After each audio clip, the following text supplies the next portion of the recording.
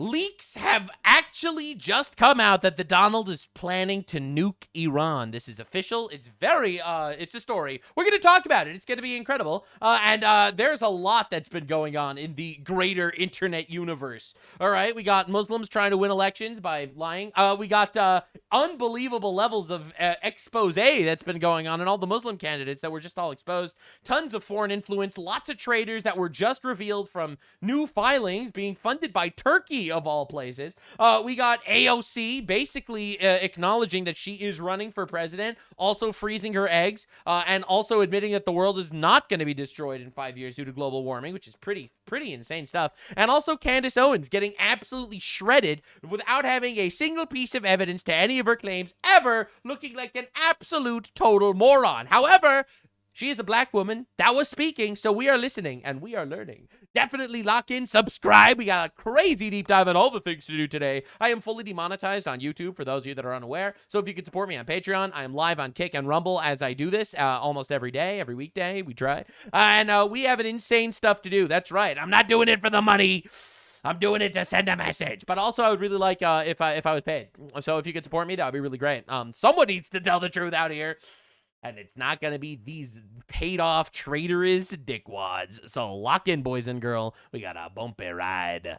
Updates on the war front has everyone shaking in their boots. The Donald, of course, teasing that he's going to win run in 2028. And we all know that if he does, he would probably win. So obviously everyone's very scared about this. Like, unironically, Trump for a fourth term would actually probably still beat whatever Democrat candidate they managed to push out, which is terrifying them to their core. Obviously, they're very scared. Now, a lot of people say, Nux, but why are you happy that Trump won as president? And my answer is simple. I don't actually feel the need to engage with people that act in bad faith. So I just simply explain to them that he makes leftists very angry, and that's what I voted for. They say, but what about the economy? I don't care about the economy. I just care about leftists getting angry. Did he do that? Yes, he succeeded. Absolute cinema. That's what I wanted. And how could you possibly debunk that absolute logic? Trump 2028 is going to be cinema, and I'm here for it. Anyway, so new motto of the American Counter Cartel Coalition. Pete Hegseth released a statement that made a lot of people very unhappy, which, let me remind you, is exactly what I voted for. All right, this is the goal. This is what we want. All the worst people are very unhappy. It's awesome. The new motto of the ACCC is, we do bad things to bad people. That's the mentality I want to have. That's right, baby. Inside this room. That's right, we're baby. good people that do good things. But ultimately, we're dealing with bad people that have done a lot of bad things to a lot of good people for a very long time. And they're about to meet a new sheriff in town in the ACCC. That's right, baby. And we mean business. Narco-terrorists, about. DTOs, drug traffickers are hereby on notice. Now, leftists are very unhappy about this because they think that you should do good things to bad people while they do bad things to you. That, however, is dumb and gay, and we don't have dumb gay people in office, only dumb people, but they're straight as an arrow, and they will obliterate. No, I'm kidding. We have some very intelligent people that are coming up with interesting and nefarious ways to bomb the crap out of our enemies. Now, a lot of people say, Nux, it's very harsh of you for you to want them to die. Okay. Anyway, I made an entire deep dive on my Patreon a day ago. I just put it up there, actually. The case for executing pedophiles. Islamophobia warning, of course. But we have a lot to talk about. So, again, this new campaign slogan in the Secretary of War, we do bad things to bad people, I appreciate it. We're not shirking away the responsibility here. We're not making believe that we don't do bad things to bad people. We're not like, we are actually kind and fluffy and we love puppies and rainbows. We do love puppies and rainbows, and they need to be protected by bombing the shit out of the bad guys. That's just how it's gonna work. That's why today we launched the motto of the ACCC, which is, we do bad things to bad people. Yeah. Because for too long, bad people did bad things to good people. That's right. Not anymore. Inside the United States of America and across Central and South America. Right. Ruthless injustice, baby. King David, after executing the Philistines that declared war on him, he removed 100 of their foreskins and brought them back to remind the aliens exactly what would befall them. He reminded them of their fate every single day. Do you want your foreskin taken like your brothers? The answer is no. They did not want their foreskins taken like their brothers. And I'm just saying, it's awesome, actually, to do bad things to bad people. And we're going to empower great Americans. That's right. and great partners to do really good stuff and be very capable about bringing violence against drug cartels and designated terrorist organizations. Yeah. Because we're dead serious That's right. about securing the homeland. Like, we have a rule: if you're a terrorist, we kill you. Therefore, if you're a terrorist, we will kill you. If you don't like that, don't be a terrorist. I really feel like there's a really easy way to not get killed by the United States. A lot of people don't see it this way. But that's because they're homosexual. There's a really easy way to not get killed by the United States. You just don't be a terrorist. There's actually a really easy way to do it. We're dead serious about the Trump corollary to the Monroe Doctrine, which is not just talk. It's not just a policy extension of Teddy Roosevelt. It is a recognition that DTOs, foreign terrorist organizations, will not control our hemisphere with our partners, and we will not allow foreign malign influence to take over, say, key terrain like the Panama Canal. Yeah, so we do bad things to bad people. That's just how it is. You don't like it, you could lump it, digest it, and dump it. But that's how it's going to work now. That really sucks. Now, Marjorie Taylor Greene, massive traitor, hates our country, hates our president, had this to say. They are discussing using nuclear weapons on Iran in their strategy meetings. All right, this is, again, former Congresswoman Marjorie Taylor Greene releasing private information. In my opinion, this is treason. All right, now, that is my opinion. When you release the confidential information that's happening in closed-door meetings in a war to alert the enemy, you are committing treason. That's my opinion. Yes, you read that correctly. It's real. I'm not speculating. I know. And it's pure evil. The last time a nuclear weapon was used was like August 6th and 9th of 1945 on 2 cities in Japan, Hiroshima and Nagasaki, immediately killing 110,000 people, vaporizing people at ground zero, and total deaths reached 214,000 by the end of the year from severe burns and trauma. Now, let me remind you that the war immediately ended after that. Let me remind you, we lost 0 Americans. 0. During that entire event. 0. Let me just remind you, it was pretty awesome in that regard. Again, really sucks for the people that got hit for it. That's 1. 2, it ended the war immediately. Let me remind you, again. So we could cry and bitch and talk about how we know way better than the people before us. But they hit Pearl Harbor. We hit them really freaking hard. And now Japan is arguably our greatest ally in the world. All right, so, let's be honest here. But the extreme suffering continued. Oh, she sounds like Tree Trunks from Adventure Time. For the Japanese people, from radiation sickness, skyrocketing cancer rates, and generational birth defects, not to mention wiping out all means of their economy. And now they're a fantastic place. That's a fantastic place. And I see a lot of people in my chat saying, no, nukes, we shouldn't go that far. I'm not advocating for using nukes. I'm advocating for executing treasonous shitbags that are leaking our private information to the enemy. Legally, after a court of law, of course. Again, I'm not advocating for one way or another way. I am just noticing the fact that we are leaving out the reason why we actually did use nukes.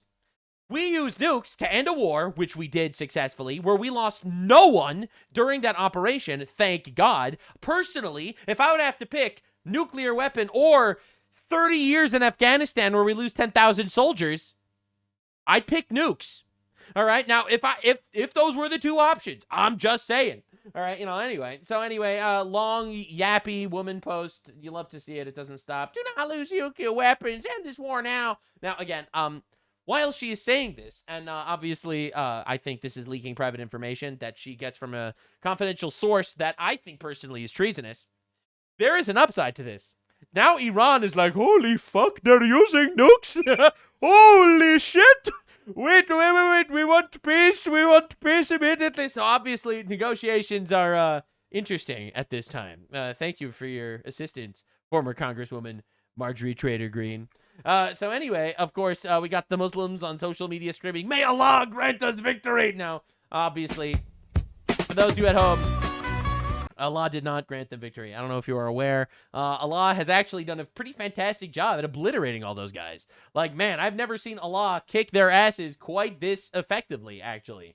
Now, the White House wanted to celebrate Marcus Rubius for his birthday, so they made a meme collage of all the different, Marco Rubio, when he finds out he was elected to be the new leader of Panama or whatever. All right, first of his name. All right, so they were they dropped this one, which I thought was pretty awesome, actually. I thought that was pretty dope. Now, President Trump says Medicaid will no longer fund gender transition surgeries or hormone treatments for minors. Obviously, heartbreaking news for groomers. Every groomer is literally suicidal right now. Heartbreaking stuff. And this is truly sad, I guess, or something. Now, the funny thing is, remember when everyone was saying that, oh, Donald Trump is he's not gonna do anything? Well, listen, man, we take the little W's, especially when we get the added bonus of leftoids seething. Anyone who refused to vote for Kamala is also responsible for this. Patriots. Patriots! You didn't need to say it, but thank you for doing it. Another huge step backward for the LGBT plus rights. Absolute thank you. Let's freaking go. Let's freaking go. Another L for the demonic left, ladies and gentlemen. 5 million views of basically people celebrating. Everyone celebrating the loss of rights would have been really upset. No, we don't care. We don't care. It's awesome. Sorry, bitch. You cry about it, I guess. Anyway, it keeps getting better.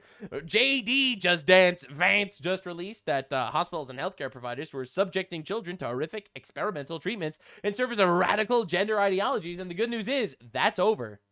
Vice President J.D. Vance, I'm here with my friends and colleagues, of course, our great Health and Human Services Secretary, Robert F. Kennedy Jr., and Admiral Brian Christine, the Assistant Secretary. I have to say RFK Jr. has that glow of a man that just found a raccoon under the wheels of his truck and just used it for a science experiment. For health. Parents bring their children to doctors because they trust them.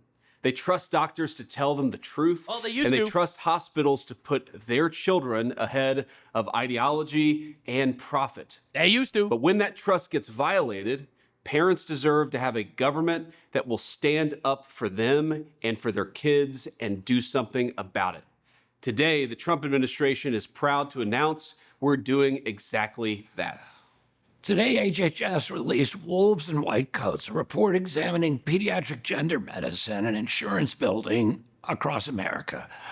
The findings raise serious questions about what families were told, what insurers were told, That's right. and how these procedures were built.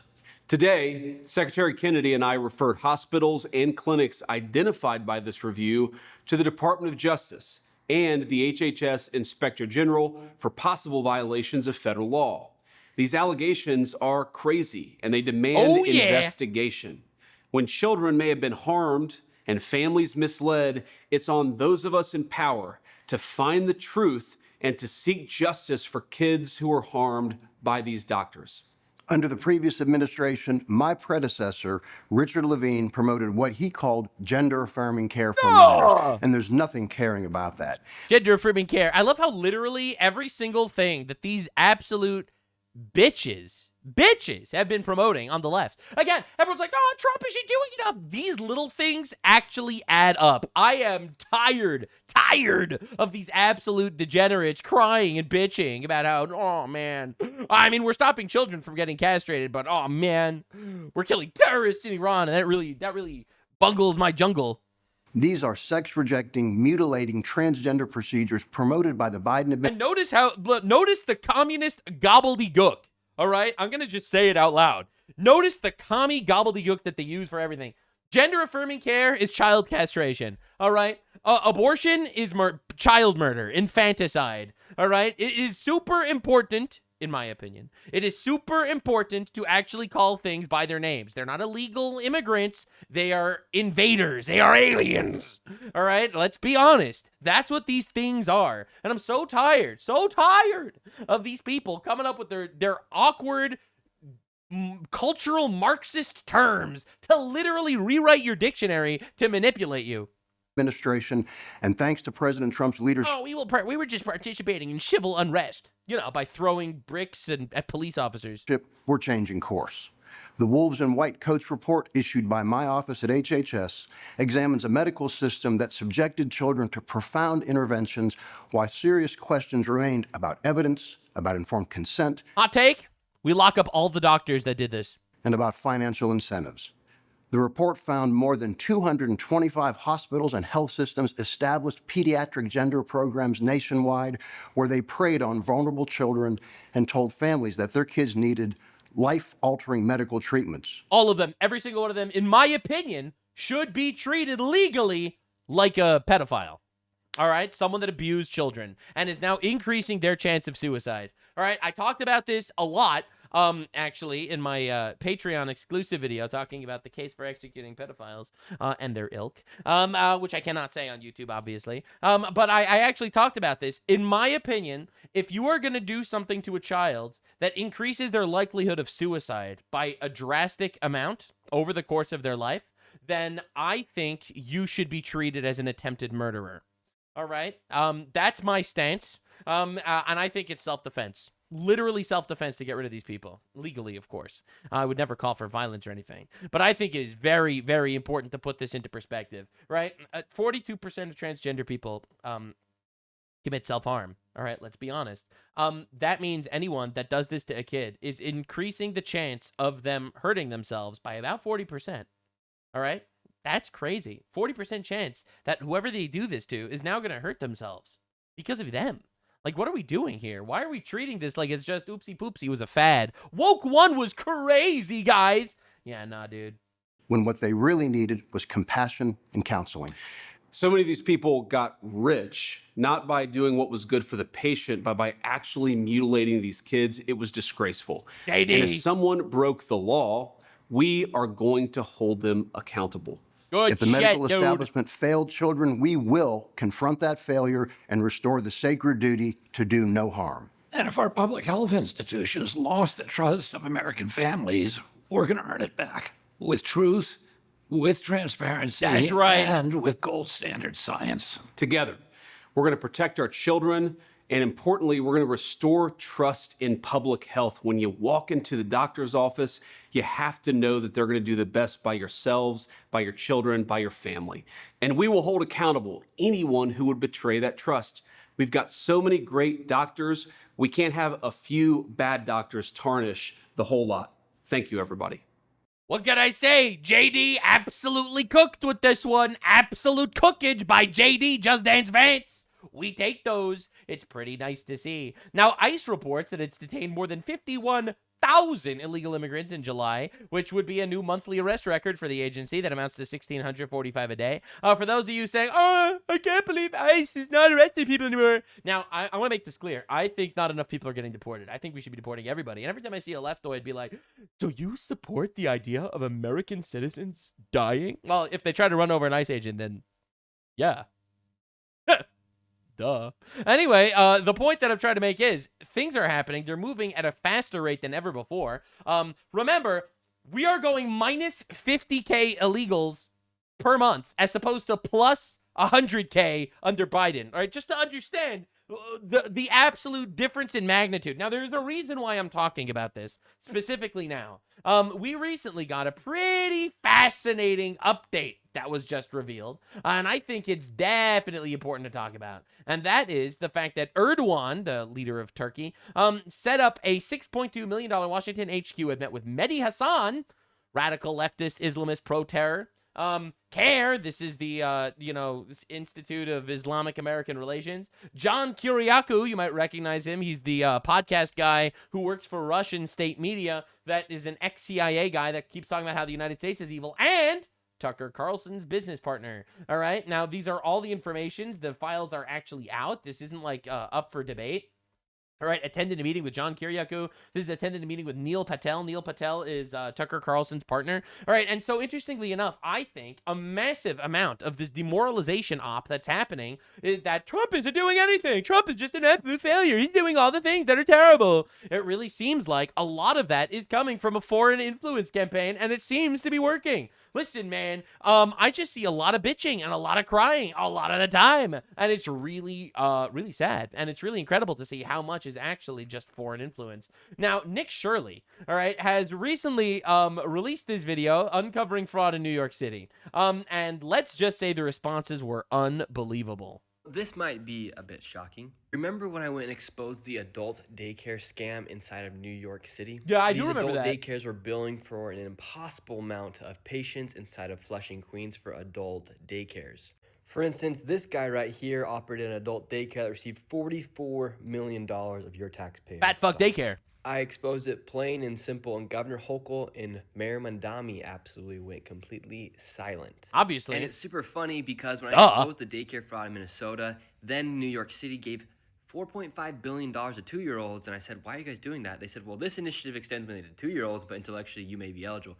Governor Hochul started briefing with me, and I was like, well, I'm going to finish it.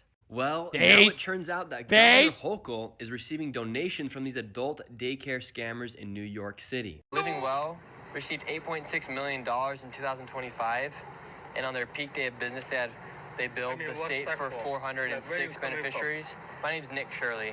No, we don't need any survey. Well, interesting. Over $55,000 from these adult daycares in New York City. Yes, this guy right here has been actively donating to Kathy Hochul. So the reason why these politicians get so mad at me when I expose the fraud is because I'm exposing the very dollars that benefit them and their political agendas inside of their own state. These politicians have learned that fraud is the best way to gain control of a large group of a population, because why would a group in a community cut off the hand that feeds them? And more specifically, why would any community ever vote against somebody who is giving them money no matter what? We have so much. So that's pretty insane, right? He exposed fraud. People are getting arrested from the fraud that he's exposing. I think, aside from just the fact that arrests are actually happening, I think the most important idea is the idea that we know that this is happening. I think that citizen journalists are saving America. I've said that before, and I'll say it again. I think it's incredible. And I think it's important to at least acknowledge what's actually happening in reality, which is why I'll always support someone like Nick Shirley that's doing that stuff, regardless. Now, interestingly enough, Thomas Masshole had this to say: hard to take Nick Shirley seriously until he starts calling out Johnson, Thune, and Trump for funding daycare fraud and omnibus and CR bill with no guardrails. Bro is so salty that he lost his election because Trump endorsed the other guy that he's gonna now go after Nick Shirley. Again, in my opinion, anyone that goes after Nick Shirley is just immediately lost the debate, because what are you doing? He's a 24-year-old kid that's out there exposing fraud. Like, literally, how could you possibly be upset at this guy? Right? Like, that's my stance, and it's always unbelievable to see. So here we go. Here we got Thomas Masshole. By the way, again, super vindicated on this guy. Again, when I said I was happy he lost, and everyone was like, oh, you're only happy he lost because you're being paid by AIPAC. Now, not paid by AIPAC. Also, don't like AIPAC. I'm very unhappy that AIPAC funds leftists, to be honest. I think that AIPAC is not a good organization. I'm against basically all lobbying for foreign countries. That is one of my stances that I've had for a very long time. Don't like AIPAC. Very much like that Thomas Massie lost. That's right. And it was awesome. Now, Thomas Massie, let me remind you, was one of the major demoralization agents during the Trump agenda. All right, he is the only Republican that voted against the big, beautiful bill. Let's not forget that. But let's not forget the fact that he was pushing the Epstein hoax. That's right, I said hoax. And the reason why I said hoax is not because Jeffrey Epstein wasn't a monster. He absolutely was. It's not because there aren't Epstein files that are being covered up by the government. Obviously there were. But he was silent for 4 years under Biden, and he's only using Epstein as a weapon against Donald Trump. You know, the guy that actually, Epstein was arrested under Trump's presidency. Trump was an actual FBI informant to get Epstein arrested in 2008 as well. Donald Trump actually did release 3 million Epstein files. Yeah, it was redacted. Yes, he didn't release enough. Yes, he bungled it a little bit. I'm not going to lie about any of that, but the truth of the matter is, Thomas Massie was the one that was making this a whole hullabaloo when realistically he wasn't doing it under Biden?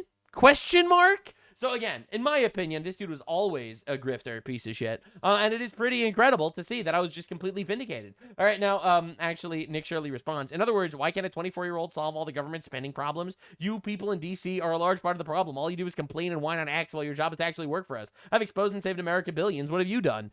Just completely and objectively correct. Literally, Nick Shirley's not being paid by the American people. My tax dollars are paying Thomas Massie's salary for him to do what? Morally grandstand and flex on 24-year-olds on Twitter? Like, come on, dude. This has got to be one of the most diabolical beatdowns I've ever seen in my entire life. What an absolute loser. Now, let's not forget the fact that aside from losing his election, in his entire career, he has never actually passed one bill. Are you aware? Did you hear what I said? He did not pass one bill, did not get one bill passed his entire career in Congress. That's one, and I feel like that's important to say. And also, I think Thomas Massie is a pedophile protector because he's supposed to be listing names. He said he's going to be naming names of Epstein clients, and where are the names? Masshole! Where are the names, buddy boy? You didn't give us a single name. All you're fighting for what? For what? To get absolutely destroyed in your election in Kentucky? Bro was really thinking about running for president, lost his primary in Kentucky, bro. Absolute miserable. Now, of course, Thomas Massie gets involved again, keeps trying to get a one-up on Nick Shirley, a 24-year-old YouTuber. At Grok, has Nick Shirley actually saved American billions of dollars? And then Grok's response is like, well, Nick Shirley's claims of his daycare videos did expose billions in fraud, spark 30-plus bills, and tax force that will save, hundreds of billions of dollars going forward. Just systematically destroys him. Oh my God, literally stretches his masshole into oblivion. What an absolute shit show for this guy. Anyway, every single Nux enemy ends up becoming an absolute dickwad on the timeline. It's honestly incredible. I don't know how vindicated I could get until it starts getting to my head at some point. But if you want to support me on Patreon for more hot takes that will end up being true in like 6 months, you can definitely do that. That would be awesome because I'm fully demonetized on YouTube. I don't know why. Probably not for calling this guy masshole or anything. That probably has nothing to do with it. Now, there are a lot of people destroying our entire country and our entire movement. And a lot of those people are absolute morons with IDS on the right. Israel derangement syndrome. What can I even say at this point? Again, I feel so bad for the high IQ anti-Semites getting absolutely one-shot by these guys, bro. It's so sad. Like, how can you ever take a high IQ anti-Semite seriously anymore when it's like, oh, you're like Candace Owens. And it's like, no, no. Anyway, Candace Owens just did a debate with Andrew Wilson. It cost Andrew Wilson $300,000 to debate her on basically all of her claims, talking about how Charlie Kirk was assassinated by Israel and Sumerian time travelers that were working together with ancient Egyptian technology and colluding with Erica Kirk and Donald Trump to assassinate Charlie Kirk because he had X-Men powers, stuff like that. And I'm really happy that he was actually able to put her feet to the fire a little bit. Now, a lot of people in my chat were like, well, he's dumb for spending $300K to debate her. And my opinion is really simple. He has that money, and he could do whatever he wants with that money. If he's tithing, he's giving his charity, the rest of the money that's his, he could do whatever he wants with it. And I think him spending $300K to prove to the world that she is a claimless moron with zero evidence for anything that she says is so much better than being a vain asshole and buying himself a Porsche. And I am so tired of the slander. It's like, what an idiot. He spent $300K. He spent $300K because he's a patriot. Okay, all right. Would I have done it to talk to Candace Owens? I would have spent $300K not to talk to Candace Owens. But hey, that's just me. Now, Candace knows a thing or two about price gouging. Okay. It's a partnership between the government and private insurance companies to basically price gauge. We're just going to deny you coverage. And so you're just going to get stuck with a $10,000 bill because part of this price gauging is you go to CVS and they decide on pricing. They blindfold you. They send you in there. And it's all about price gauging and seeing how much money they can make. Price gauging, ladies and gentlemen. She is so good at this. She's so good at words. Now, obviously, professional wordsmith over here just did a debate with Andrew Wilson. And let's just say it did not go well at all. So we're going to look at the most viral clips of it. It's... Oh, Schmorglitz. This is everything I wanted to see. Again, I am super vindicated on this. I was calling her out before anyone else. And I was doing it because she's evil. And I think that you should call out evil people regardless of whether they're currently harming you or not. And if other people would have joined me on my crusade of going after this absolute bimbo moron, then we would have avoided this entire issue. Hassan Piker states that even though he thinks Candace Owens is wrong, he supports her because she's destroying the right. And he's right. And we're going to look at that too. We have a lot to dive into. Tyler Robinson is seen in the staircase. Why are you calling him Tyler Robinson in the staircase? That's what I want to get to. If you don't agree that that's Tyler Robinson, then you would just have to humor me. I think it is, so I'm using the name. But why do you think it is? Because you make everybody, you call them conspiracy theorists. That's literally what I'm trying to explain to you. Okay. So if you're asking for my inference why I think it's Tyler Robinson, is because Tyler Robinson said in his text messages, you'll be able to see me on security footage at the campus. Said it in his own messages. On top of that, Twigs, yes, you can pull them up if you want to fact check that. He did say. Yeah, I would. I'm sorry. I actually think I really did miss that. I'm not saying you're wrong. I don't remember him saying you're going to see me in. I'm paraphrasing, but it was close to it. Yeah, she yaps so much, it's crazy. Actually, someone did a check, and apparently she spoke for like 75% of the time in the entire debate. And by the way, one Tyler's messages that says it's not hearsay, but first go to what Candace is asking about Skylar. I think you have it. You just texted me if you want to pull it up. You said you have the text. If we can put that up on the screen. Thank you. It was me. Look at the pictures from the surveillance footage. It was me. Okay. I literally said to you, it's not an oof. I said I didn't remember this, and I'm happy to have a fact check on that. How do you know that Tyler Robinson was there? Oh, because he said that he was there and he would be picked up in the cameras. Now, actually, I'm surprised Andrew Wilson didn't even go harder here. I'll tell you how in a second. Okay. I didn't call for the fact check saying you're wrong. I think that's not right. I didn't call it. I didn't say you were wrong. I think that's not right. I didn't say you were wrong. No, she's truly incredible. She really is. Now, what Andrew Wilson didn't say here, which I think you could state, is if it's true that Tyler Robinson did text, get ready, Tyler Robinson did say that I will be picked up in the security footage. Okay? Are you ready for what you're about to hear? Where was he? If the person in the stairwell was not Tyler Robinson, then where was he in the security footage? Because he was nowhere else. So, by the fact that he said that he was in the footage, and he was not anywhere else aside from maybe in the staircase, then that heavily implies that that guy in the staircase that kind of looked like him was him. Now, I think this is a very, very obvious point, and I feel like it's worth mentioning, right? Like, it really is. Now, Asmongold responded, and again, let me remind you, Nuxtradamus over here, I was calling out Candace Owens 6 months before Asmongold was willing to get there. And I'm really glad that everyone actually started jumping on the Candace Owens as a complete moron train after she completely torpedoed the conservative movement. Candace Owens is R-word, and anyone who takes her seriously is R-worded. Her role in contributing to the collective misdirection away from the existential threat of terrorist leftists should not be forgotten. Malignant, destructive force worse than worthless. Now, Asmongold clearly doesn't understand that she is a black woman. So, Asmongold, you should be listening, and you should be learning. All right? Now, I'm just making that clear. Now, compulsive liar Candace Owens, who thinks that Stalin was Jewish, and that Jews invented dinosaurs to trick Christians, and the Jews invented space, and all that stuff too, and that Jews invented a fake Bible to trick Christians into thinking that Jews were in the Old Testament. I'm not kidding. That's a real conspiracy theory she was pushing back in the day. Now, to be clear, I'm very surprised that she thinks that the Jews killed Charlie Kirk. Like, I'll be real here. She had so much evidence for the Jews invented dinosaurs, so, like, I really thought that this was, like, a big twist to me. I thought that was a crazy, crazy update. Now, Andrew Wilson shared a never-before-seen text from Charlie Kirk to his security team on September 9th.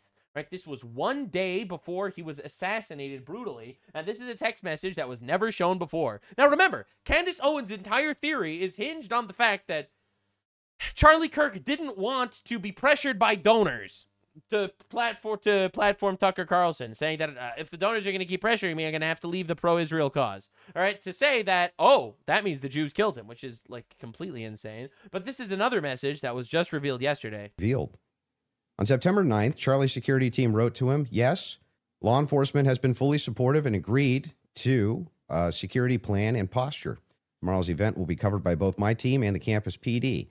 If additional support is required, patrol units will be available. I have 11 on site. Charlie responded with this. Okay, great. Remind them that they are there for one person's security only, because I'm somewhat worried the left is trying to kill me. That was a message sent September 9th. Revealed. 1 day before a leftist killed him. So anyway, obviously, she doesn't even consider this plausible evidence at all. Because you see, she has conclusions. Her conclusion is the Jews did it. Why? I guess she doesn't like the Jews or something. I don't know exactly. But now she's going to build her entire harebrained scheme over it.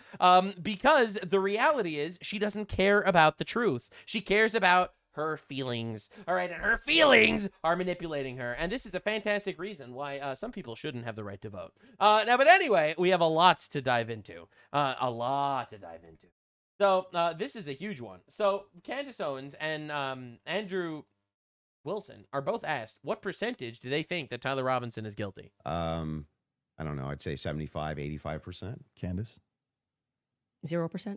0%. I'm at 0. So with what we've seen in terms of the evidence, I'm at 0%. Yeah, so this is an absolute grift, not even close. Like, this is insane bullshit to say that 0% chance that the person that, let me remind you, the person that confessed that he killed Charlie Kirk, left his rifle near the crime scene. DNA was on the rifle, DNA on the screwdriver on the roof. His car was spotted on the campus. He was found in the security footage. He turned himself into the police. Ben's lawyer said, his lawyer said he hit the target, and his partner said that he did it. Now, obviously, this is a tweet that's a hypothetical. Imagine if Ben Shapiro did all this. Do you think Candace Owens wouldn't immediately believe it? Like 100%, right? Like obviously she would. That's the point that this guy's trying to make. But all this actually happened with Tyler Robinson, and she believes it 0% chance. Complete dishonest dipshit grifter. All right, again, I called this shit like a year and a half ago. I wish that people would be more honest about this. Again, I took a hit by saying that because,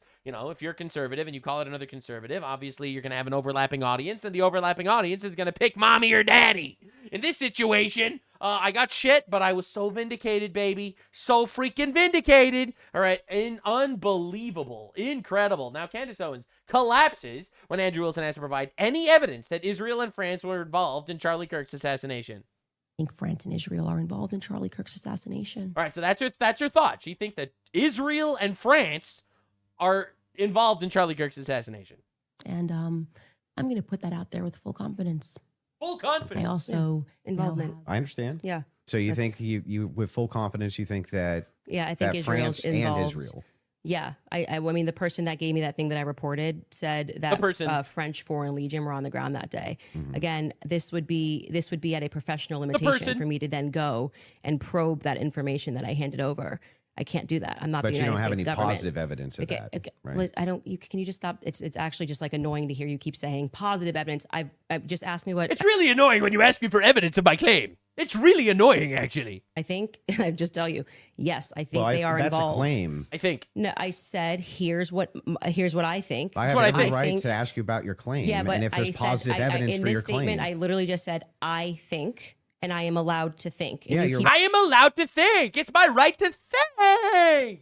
All 60 IQ is working on overtime, coming up with defenses here. Saying, do you have but you're making a evidence? claim. I have tons of positive evidence that I'm allowed to think. Yes. I agree. You're allowed to think. Okay. So Nobody's no one's debating if you're allowed to think. Whether or not Candace Owens. Now, it's not something you do often, coincidentally, but you're allowed to do it. I wish she would, actually. I'll be honest, what I'm asking is but you have what's your issue then? What is your issue with this? Two brain cells fighting for dominance in the epic arena. Evidence. I think that Israel. This is like the Patrick meme with like the cobwebs in his brain getting torn by the gears starting to turn. What a monstrosity! That's not just what you said. You said I think, and Israel is involved. I'm allowed to think. Do you have any evidence? Were you paid to have this thought? It's with full confidence. Yes. You would think that if you had full Can you have confidence confidence to think when you think? If I said, for instance, I think I'm going to be late to work, right? With full confidence, I would say my evidence for that is that I'm 20 minutes away and I need to be there in 5. Andrew, that's how you would know whether or not you had full I'm just confidence. Going to tell you something. Hang on, let me finish. Sure. If it was the case that I said I have full confidence I'm going to be late to work, I would say my evidence that I'm going to be is that work is 20 minutes away, right? And I have to be there in 5. So I have full confidence. That's why I would think that. All right. So I'm asking if you think that Israel and France were involved in the assassination of Charlie Kirk, and you say with full confidence, I'm just asking for the evidence, or at least walk me through the mindset of why it is that you could think that with I evidence. actually don't have to walk you through why I think. What are they even debating? Like, what is happening here? All right, she's like, you pay me $300,000 and I will answer any questions that you have. I don't actually have to explain to you why I think what I think. I can give you something that I think with full confidence. I think with full confidence that you lost the substance of this debate, and now you're moving toward things that I have said that I think, which I can do. They're allowed pertinent to think that. to this debate. Actually, would you like to remind him of what our debate claims actually were? And would you like to remind you said I could ask you about any of these things to my heart's content? Feel free, but you do not get to structure how I'm allowed to reply or ask me why are you allowed to think. I'm not structuring how you're allowed to reply. I'm just asking you direct questions. I have full confidence that you do not feel that you represented your claim well. And so now what you came prepared to do is to present yourself like... Let me remind you, every single person that is out there defending Candace Owens is proving themselves as a grifter liar, okay? And every single person that's kind of like on the fence, not sure which way to go. I don't know if like the Joe Rogans or whatever, like are refuse to take a side. Anyone that refuses to take a side is a cowardly enemy. Understand where we stand. like a professor of I fallacies. just want to know. And to say, you're not allowed to say that. You can't. It's You my can say podcast. whatever you want. In my opinion, this clip alone was worth $300,000. I'm just saying. Well, Nobody's I said disputing it. that. It I'm asking. seems like you are disputing I'm it. asking I think that specifically when this why is you all think said that. and done, I've already explained to you. I explained at the beginning of this Mhm. why I think Israel is ultimately going France. to be proven to have involvement in this. I just explained to you in the middle, and now you're wanting me to structure the sentence or provide evidence. You don't have to. You're just allowed to think, and I've explained to you my thought process. I don't need to structure it in a sentence. If you feel like a professor today, you picked the wrong day. Don't you think that like tens of thousands or hundreds of thousands of people would want to know what Candace Owens' positive evidence for why it is No, I that don't. Israel and France were involved in the most traumatic public assassination of Gen Z's lifetime is? That's why they watch my podcast. So you're just going to drip to them? That's right. That's right. Thank you for the 25 subs, scumdog. Anyway, speaking of scumdogs, Candace Owens keeps going. So another claim that she made was that Erica Kirk was complicit in the murder of Charlie Kirk. Pretty disgusting and horrible. To quote Exodus 22, where it directly states that anyone that harasses a widow will be struck down by God. Again, I'm not calling for any divine strikes or anything here. I'm just waiting for it to happen because that's what the Bible says, so it's inevitable. Definitely subscribe. We'll watch it together. It'll be spectacular. Now, obviously, let's see how this goes. Their guys are going out and they're going to look for evidence, and then by May, which is fortunately around the corner, then she'll see what they found. So what the F is that performance? How could you sit up there and say, yes, I 100% believe Tyler Robinson did it. That, right? I love how she's allowed to think that Israel killed Charlie Kirk, but Erica Kirk is not allowed to think that Tyler Robinson killed her husband. There is why it is impossible for me to think that Erica Kirk is not complicit somehow. Because what? Those two thoughts actually don't even follow. How would it be the case that even if Erica Kirk did believe that Tyler Robinson was 100% responsible for the death of Charlie Kirk? Let's just say she believed it with every fiber of her being, believed all the evidence. She's allowed to think. She's allowed to believe what she wants to believe, right, Candace? She just actually did. Would it then follow that somehow she's complicit in his death? Her response is the greatest response I've ever seen in my life. I didn't say complicit in death. I didn't say complicit in death. I only said she's complicit. Let's hear the clip again. Just where she says it. This is incredible. For me to think that Erica Kirk is not complicit somehow. Because what? Those two thoughts actually don't even follow. How would it be the case that even she just said complicit? Because what? That right there is why it is impossible for me to think that Erica Kirk is not complicit somehow. Because what? Complicit in what? I didn't say complicit in death. Bro, it's absolute cinema. This is the greatest thing I've ever seen. This is the most disingenuous, grifting biatch of our generation. It's incredible. And in my opinion, yes, the fact that she is married to a British lord, all right, British billionaire family that's pushing globalist bullshit all across the world. Yes, I do think that she is. Well, maybe she's not smart enough, actually, to be doing this herself. Like, I think Tucker Carlson, for example, is actually nefarious. But it's just proven he was literally getting, and his partner were getting set up with meetings with Erdogan from Turkey. He's buying a house in Qatar. He's glazing Putin. Right? He could be some sort of nefarious mastermind or something. I don't think Candace Owens is that smart. I just think she's being handled. I think she's literally being handled by maybe, I don't know, the husband that she married a week after meeting him for the first time, perhaps. Again, I don't know. But, like, I didn't say complicit in death. I just said complicit. Complicit in what? Like, what are we even doing?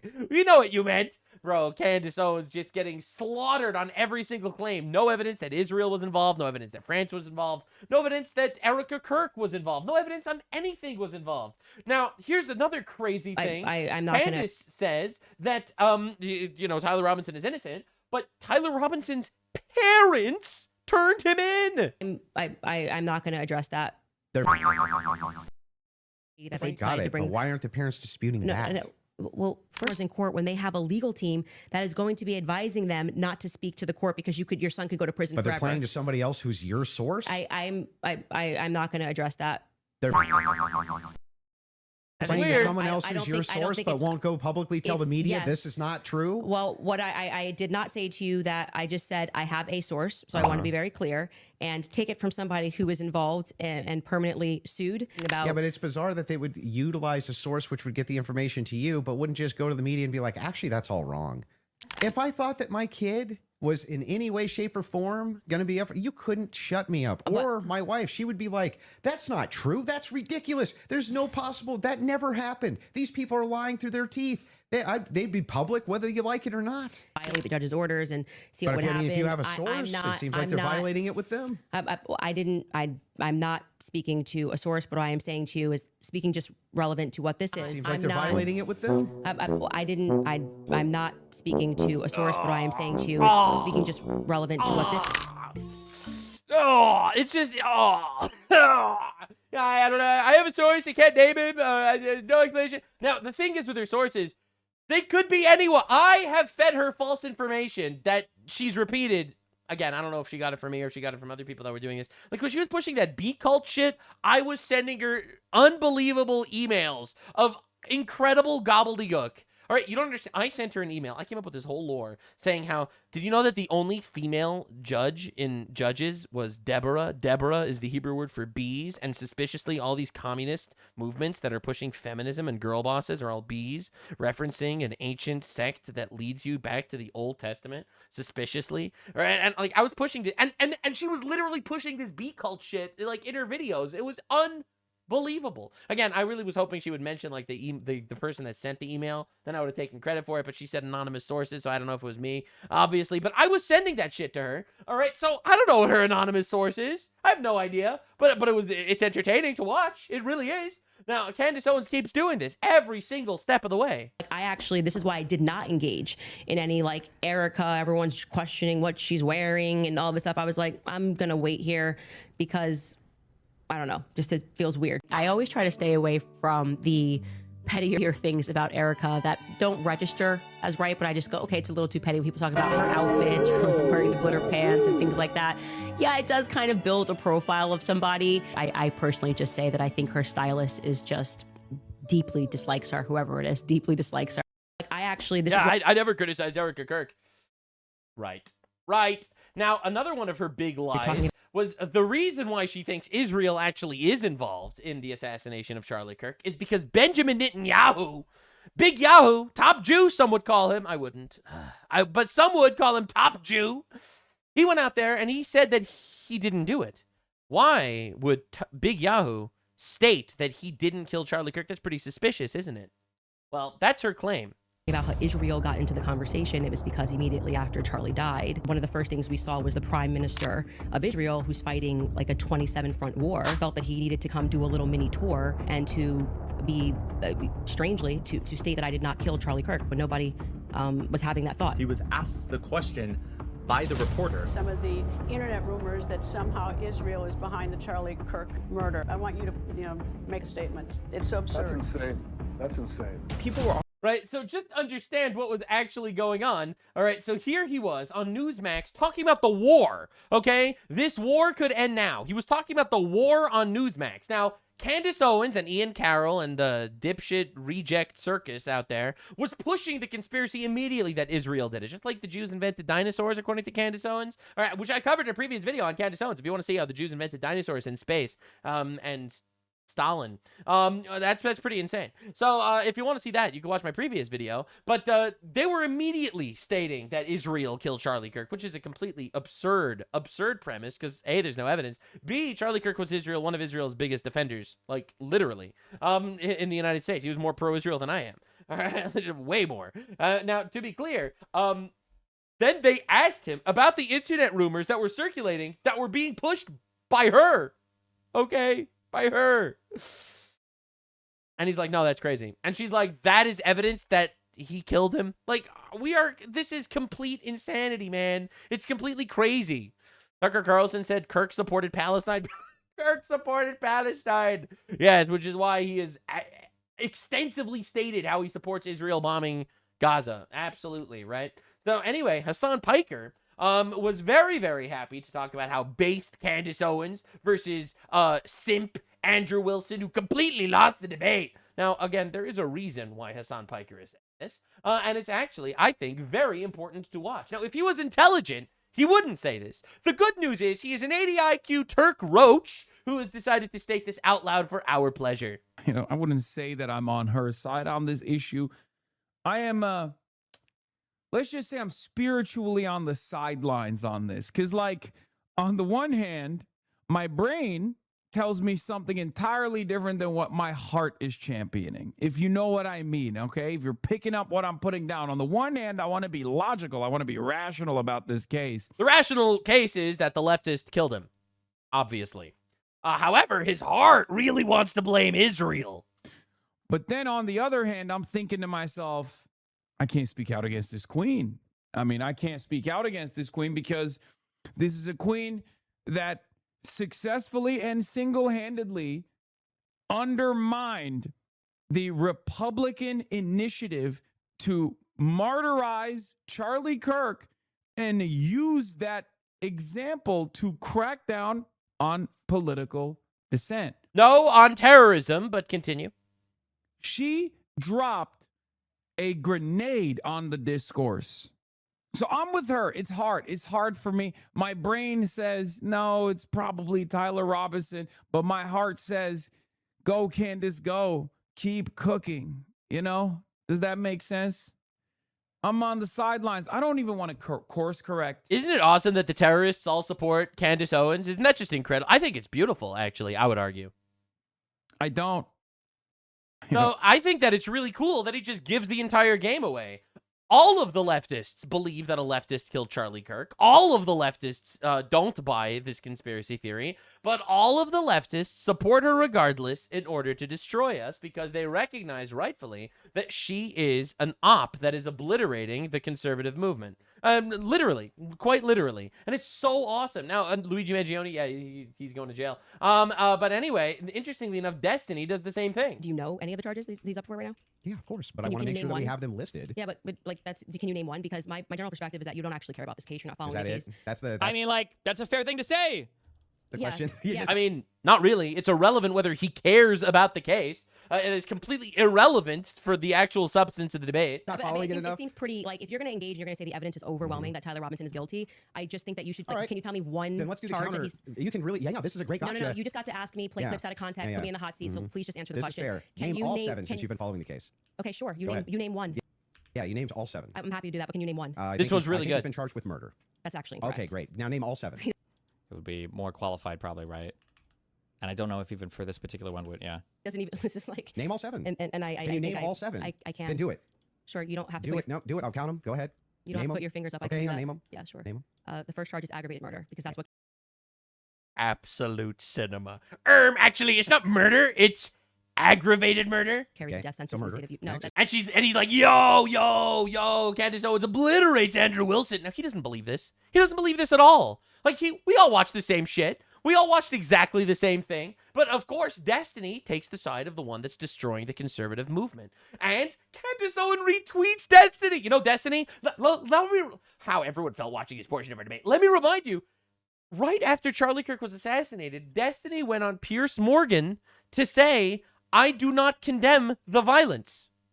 Let's not forget. Now, Candace Owens claims she cared about this man, she's spending her entire career now to destroy his legacy and his family, all right? But she will broadcast the opinions regarding this whole thing of the guy who literally refused to condemn his assassination the day after he was assassinated. All right, let's not forget how incredible this is. So again, obviously Candace Owens, complete grifter. Obviously, Destiny knows exactly what's going on here. He's not stupid. He obviously understands. He knows that Tyler Robinson is the guy, as opposed to Israel working with France and Sumerian time travelers. He doesn't buy any of this shit at all. Yet he will still support her because she is destroying the conservative movement, because she is evil. And it's incredible how all the evil people, they all get together to support the evil person to destroy the good people. It's honestly diabolical. It really is. He doesn't think that Charlie Kirk was killed by an exploding Rode microphone. What the fuck? freaking serious, man? Like, no one believes this shit. But Destiny will still support it regardless because it's an obvious op. You'll have someone like Hassan who doesn't believe. But Hassan is stupider than Destiny, so he'll admit that he doesn't believe it. Yeah, he's like, yeah, my brain is telling me that's not true, but I'll support it anyway because at least she's destroying the right. And Destiny, he's gonna be a little slimier about it because he's more intelligent, and he's gonna be like, yeah, of course, Candace Owens obliterates Andrew Wilson. But here's the other thing: only a black woman will make the distinction between murder and aggravated murder. I'm sorry. This is the most ghetto shit I've ever heard in my entire life. Literally. I do not know one white person that would make this distinction. I'm just saying, maybe that's because I personally don't know enough people. I don't know one white guy that would be like, no, actually, it's not murder. It's actually aggravated murder. I would never, ever hear that distinction, literally ever. But, hey, a black queen is talking, so we are listening and we are learning. So anyway, yeah, absolute cinema going on. I'm really happy this happened. Again, I think it was, he spent $300,000 in a patriotic way as opposed to spending it on a Porsche or something vain. So anyone that shits on him for that, I think is insane. And part of the op, in my opinion. Honestly, I do think you should support him for this because I think he did something truly incredible by actually going after her as hard as he did and putting his money where his mouth is, literally fighting for the future of America, as I think a lot of people are doing and a lot of people are trying to fight against. So, yeah, ultimately, the reality is we need to destroy evil. That's right. All evil. Evil that's against us and evil that's within our ranks, because the evil that's within our ranks, well, that evil within our ranks will betray us at some point. It will. Everyone was more than happy to say that Candace Owens was fantastic a year and a half ago when she was going after Brigitte Macron's penis, and it didn't really affect anything. But now, all of a sudden, it's an issue. Now that it's a direct threat, it's an issue. And honestly, I think that evil needs to be destroyed wherever it is. Now, surprisingly, Tucker Carlson's name came up on this very, very interesting document. Now, again, fully demonetized on YouTube. I'm not here to chase the views, and I know that this will be suppressed heavily. But so if you want to support me, that'd be really awesome. I did an entire deep dive on my Patreon why we should be executing pedophiles. Islamophobia warning, of course. So anyway, Erdogan's Turkey just recently set up a $6 million Washington meeting situation thing where they did face-to-face meetings with people like Mehdi Hassan, a terrorist supporter, CARE, John Kiriakou, and also Tucker Carlson's business partner over here, Neil Patel. All right. Now, again, I've been saying that this dude is influenced by foreign powers for a very long time, and I love how he makes believe that he is fighting against foreign influence while he is, in my opinion, literally foreign influence, which is pretty hilarious if you think about it. But he has had some diabolical crash outs, which are wild. So he makes this video, Ben Shapiro to America, shut up and eat your goy slop. And it's like, okay, all right. He's making a little video calling up Ben Shapiro. 2 hours long. No, an hour and 20 minutes long. An hour and 20 minutes long of just talking about Ben Shapiro's overpriced burritos. Now, again, we will not be watching an hour and 20 minutes of Tucker Carlson getting very red in the face, angry at Ben Shapiro for promoting burritos. But everyone's talking out of the crash out. It's insane. You've got it so good, you don't know how good you've got it. And if you can't see that, the problem is you. So stop complaining, bitch. You little whiner. Get to work. Retirement? What? That's for ungrateful people. Get back to work. Eat your Del Taco. They're only $4.50. Your parents would have been grateful for a $4.50 Del Taco. Yeah, so imagine listening to this guy. Oh my God. I mean, yes, he looks a little bit like a lesbian. I know, chat. You have to stop saying it. Stop saying that he looks like a lesbian every time. I made that comment one time. You don't have to repeat it every single time. All right? I got it. Yeah, he looks like a lesbian. I get it. Red face. Lesbian. Very cool. Anyway, now, surprisingly enough, there were a lot of really interesting claims that were made in this video. That's an hour and 20 minutes long. So maybe to remind you, one of the claims was that Ben Shapiro didn't get into Harvard Law School on his own merit. Israel got him in. The last thing they need is to be lectured by people who are clearly the beneficiaries of unearned privilege, like Ben Shapiro, who somehow got. Ben Shapiro graduated high school at 16 and got into Harvard Law School because he's smart. What are we doing? Got into Harvard Law School despite a middling IQ. How did that happen? I mean, statistically speaking, he has a high IQ. Just statistically speaking. Never asked. People like that have no standing at all to lecture the rest of America's young people. How dare you have an opinion? Only I can have unsubstantiated opinions. My opinions are based on nothing. Nothing, but it's very good. About whether or not they complain about their clearly declining standard of living and their future prospects. Yeah, so anyway, he keeps going, obviously. How dare you make believe you deserve to get into law school? Now, anyway, if I told you that that was a very short clip, he has an 8-part, 40-minute meltdown. In that hour and 20-minute long video, he has an 8-part, 40-minute meltdown. Okay? I like that you summarize the bullshit. Bro, I do my due diligence. 40-minute meltdown on Ben Shapiro saying that the $4.50 burrito is not a terrible price. Now, again, I think that grocery prices are a little bit insane. Look, I'm not even pro Ben Shapiro even in the context of this debate, but this crash out is incredible. Parents probably would have considered a $4.50 burrito at Del Taco a gourmet meal. Your parents would have considered a $4.50 taco Look at at his face. Del Taco a deal. Bro's gonna explode. Because your parents were proles. They were pathetic. They were disgusting people. And anything was enough for them. You don't want to use the term goy slop, but it does seem kind of appropriate in this specific instance. They would be grateful for a Del Taco. What are you complaining about? Eat your Del Taco and be happy. Right. He doesn't stop. For He's a Del still going. Taco? Now, the crazy thing is he advocates for communism on his show. Right? He literally advocates for stateless communism. This is one of the craziest things I've ever heard in my entire life, by the way. And he openly talks about that. Which will which will make everyone poor. Historically, communism and socialism literally makes everyone starve. Right? Like, that's the funniest thing. Professor Adderall is lecturing Ben Shapiro. Again, this is incredible. He's making Ben Shapiro look good. Do we understand this? Ben Shapiro was he had a weird arc. Like, in 2016, he was cool. He was fighting with transgender people and stuff, and everyone liked him. And then, everyone started hating him. Because he really seemed like he was just, Israel was his priority over the United States. A lot of people were really shitting on him a lot. And I feel like his reputation is kind of getting better just because his enemies are dipshits. It's incredible. What a deal. And you know how we know it's a good deal? You know how you know America's thriving? Because it's fatter. Get back to work. Eat your Del Taco. They're only $4.50. Your parents would have been grateful for a $4.50 Del Taco. Getting out after 18 hours in the spinning mill. They were only 9 years old. They didn't have Del Taco then. Keeps going. They had not been lectured by their leaders to be grateful for a Del Taco. That's right. In fact, they weren't eating Del Tacos. And you can tell by the way they look. Shut up.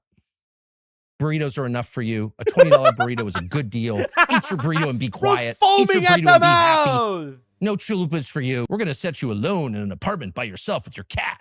You can order your food online. We got $4.50 burritos. You're going to feel a lot better. You're going to be free finally. One of the reasons you can't buy... This guy's worth $100 million, by the way. Let me just make this clear. His dad was in the CIA. Literally. CIA guy. All right? CIA. Worth $100 million.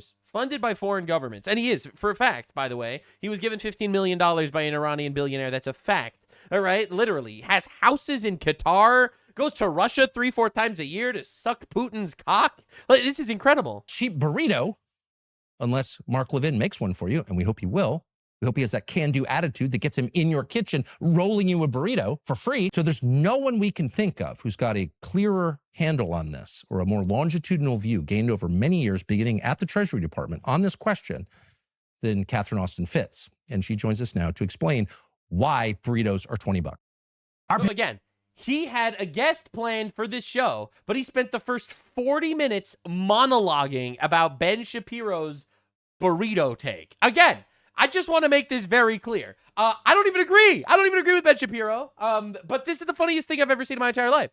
It is easily the funniest thing ever. It really is. Now, Tucker Carlson is sponsored on this very, very podcast, right? If you go to this very podcast, where is it? The actual podcast, bro, dude. All right, the official Tucker Carlson post. Scroll down. Sponsored by Get fast business funding without bank delays. Apply in minutes and card even access 500,000 same day funding. All right, so usury. Hallow prayer app. All right, you could pray for 3 months for free, and then you're gonna have to start paying to pray. American financing over here. APR rates start in the 5s. Start at 6% of interest. By the way, last country supply. All right, so he has 5 sponsors or whatever.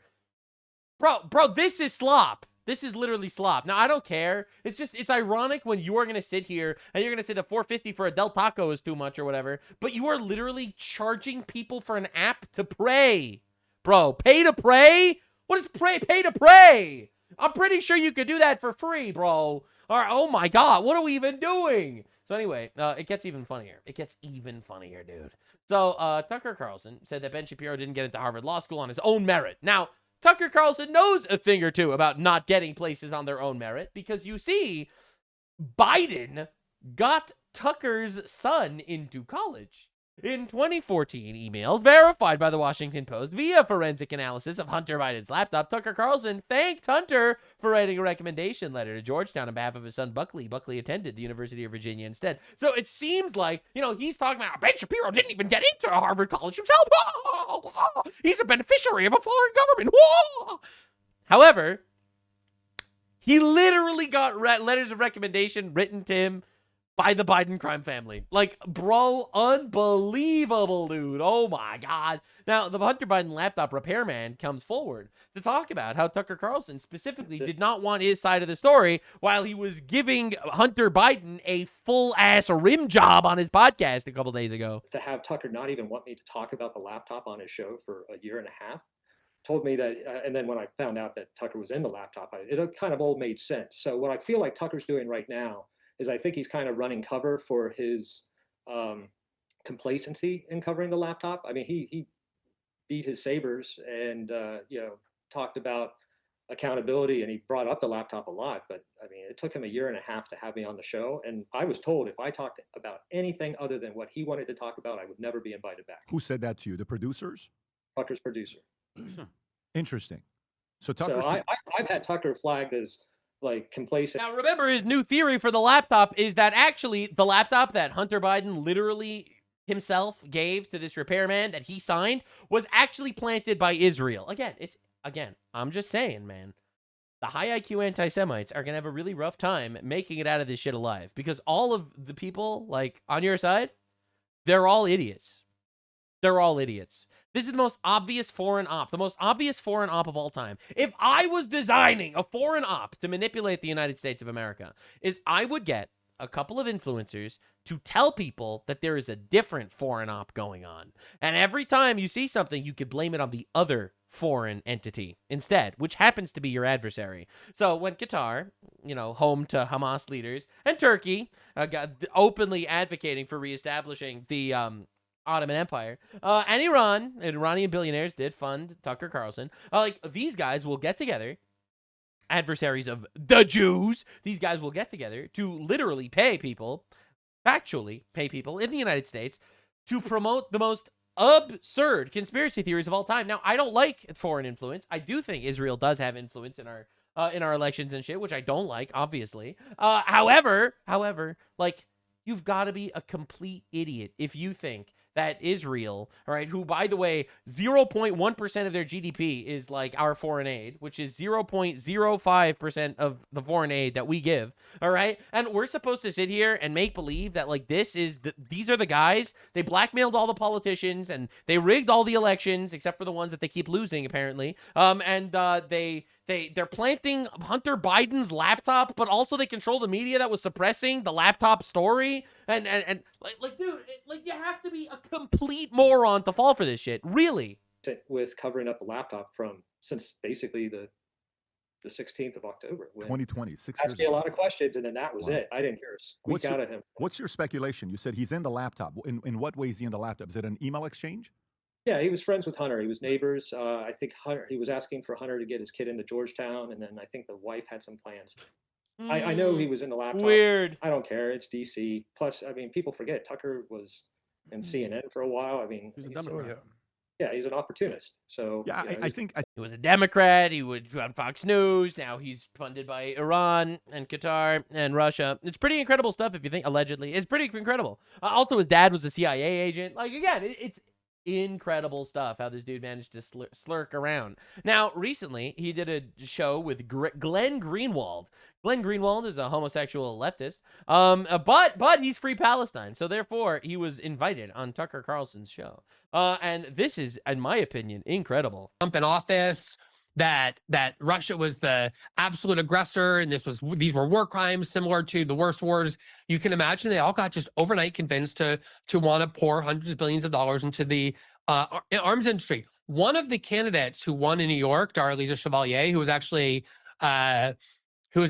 one of the least likely to win. She ran against that 8-year incumbent who was the head of. Let me remind you, Darlisa Chevalier is the lady that said that she wants to wipe her hand on the American flag when it gets dirty. She's the one that stated she wants to abolish prisons, abolish ICE, and abolish the police. All right, this is her statement. She said that she makes it her goal to impoverish the white middle class. Quote, that's Darlisa Chevalier that he's talking about. The House Progressive Hispanic Caucus, and she won.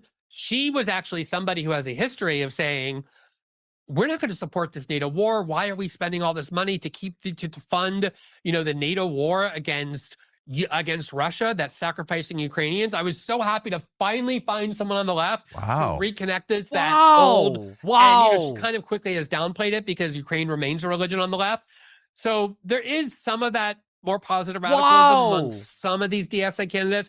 The problem, though, Tucker, you see this positive radicalism among the Democratic Socialists of America with Trump and the MAGA movement, and you've definitely seen it with a lot of these supposedly radical candidates who supposedly radical terrorist supporters that want to abolish our country became adjacent to the Democratic Party.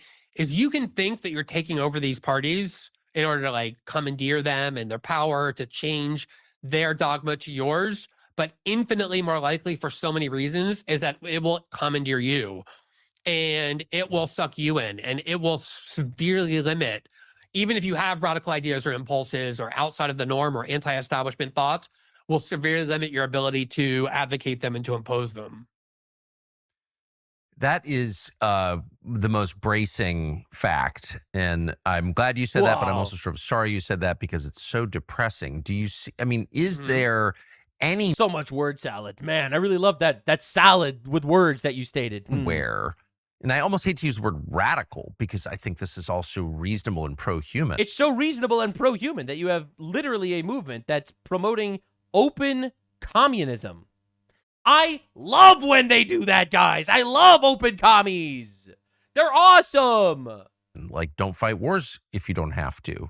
Don't lie to your own population. These are not radical. They should be foundational beliefs. But anyway, they're radical in this context of our politics. Exactly. But do you see any movement, actual reform movement, rising out of the betrayal of MAGA and the corruption of everyone else? The problem is that, and obviously he hates Trump and stuff like that. Someone in my chat just made the note very interesting. Someone in my chat. Someone in my chat just said, bro, you didn't have to call him a homosexual leftist. You could have just called him a homosexual, a leftist. The homosexuality was implied. Oh, was it? You don't know how gay this man is.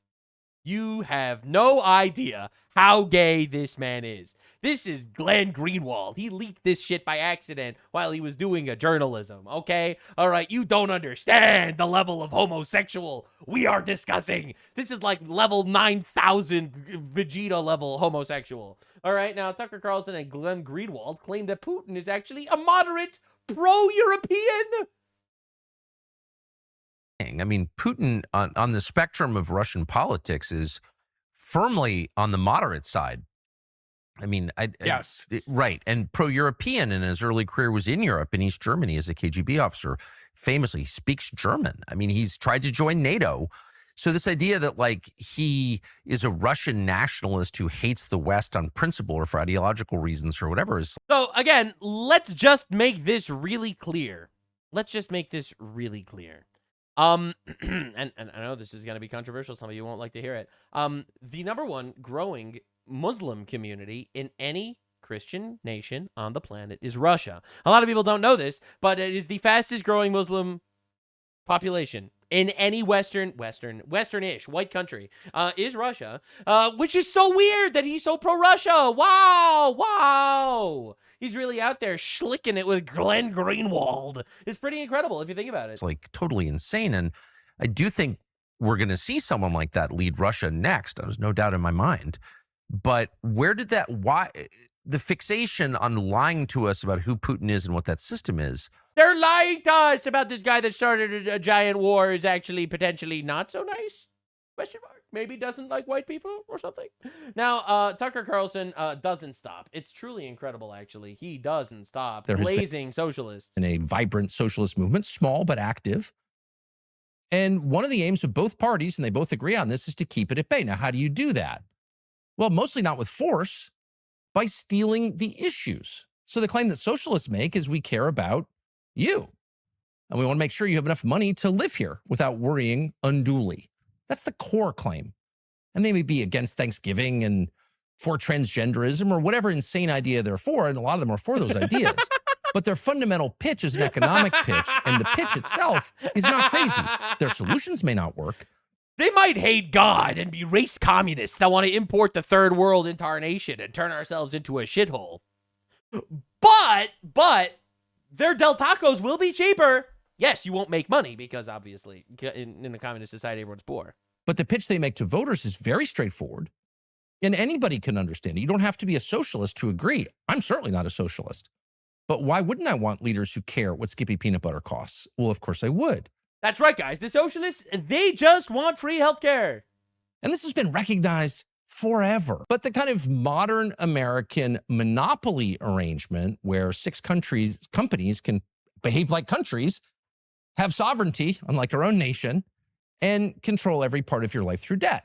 Anyway, he doesn't stop, bro. He doesn't stop. It's the same thing. All right, now he doesn't care about Islamic jihad either. This is just it's another myth invented by the Jews.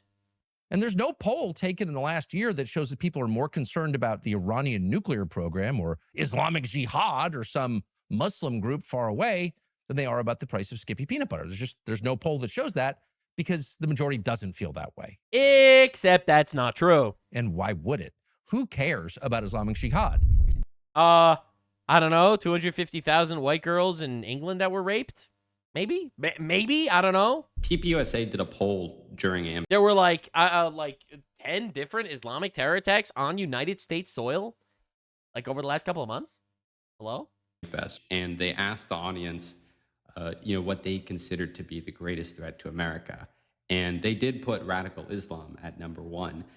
I'm wondering where you think those sentiments are coming from, kind of lured into those. From the Israeli government. Who cares about Islamic jihad? It's the Jews, brother. God.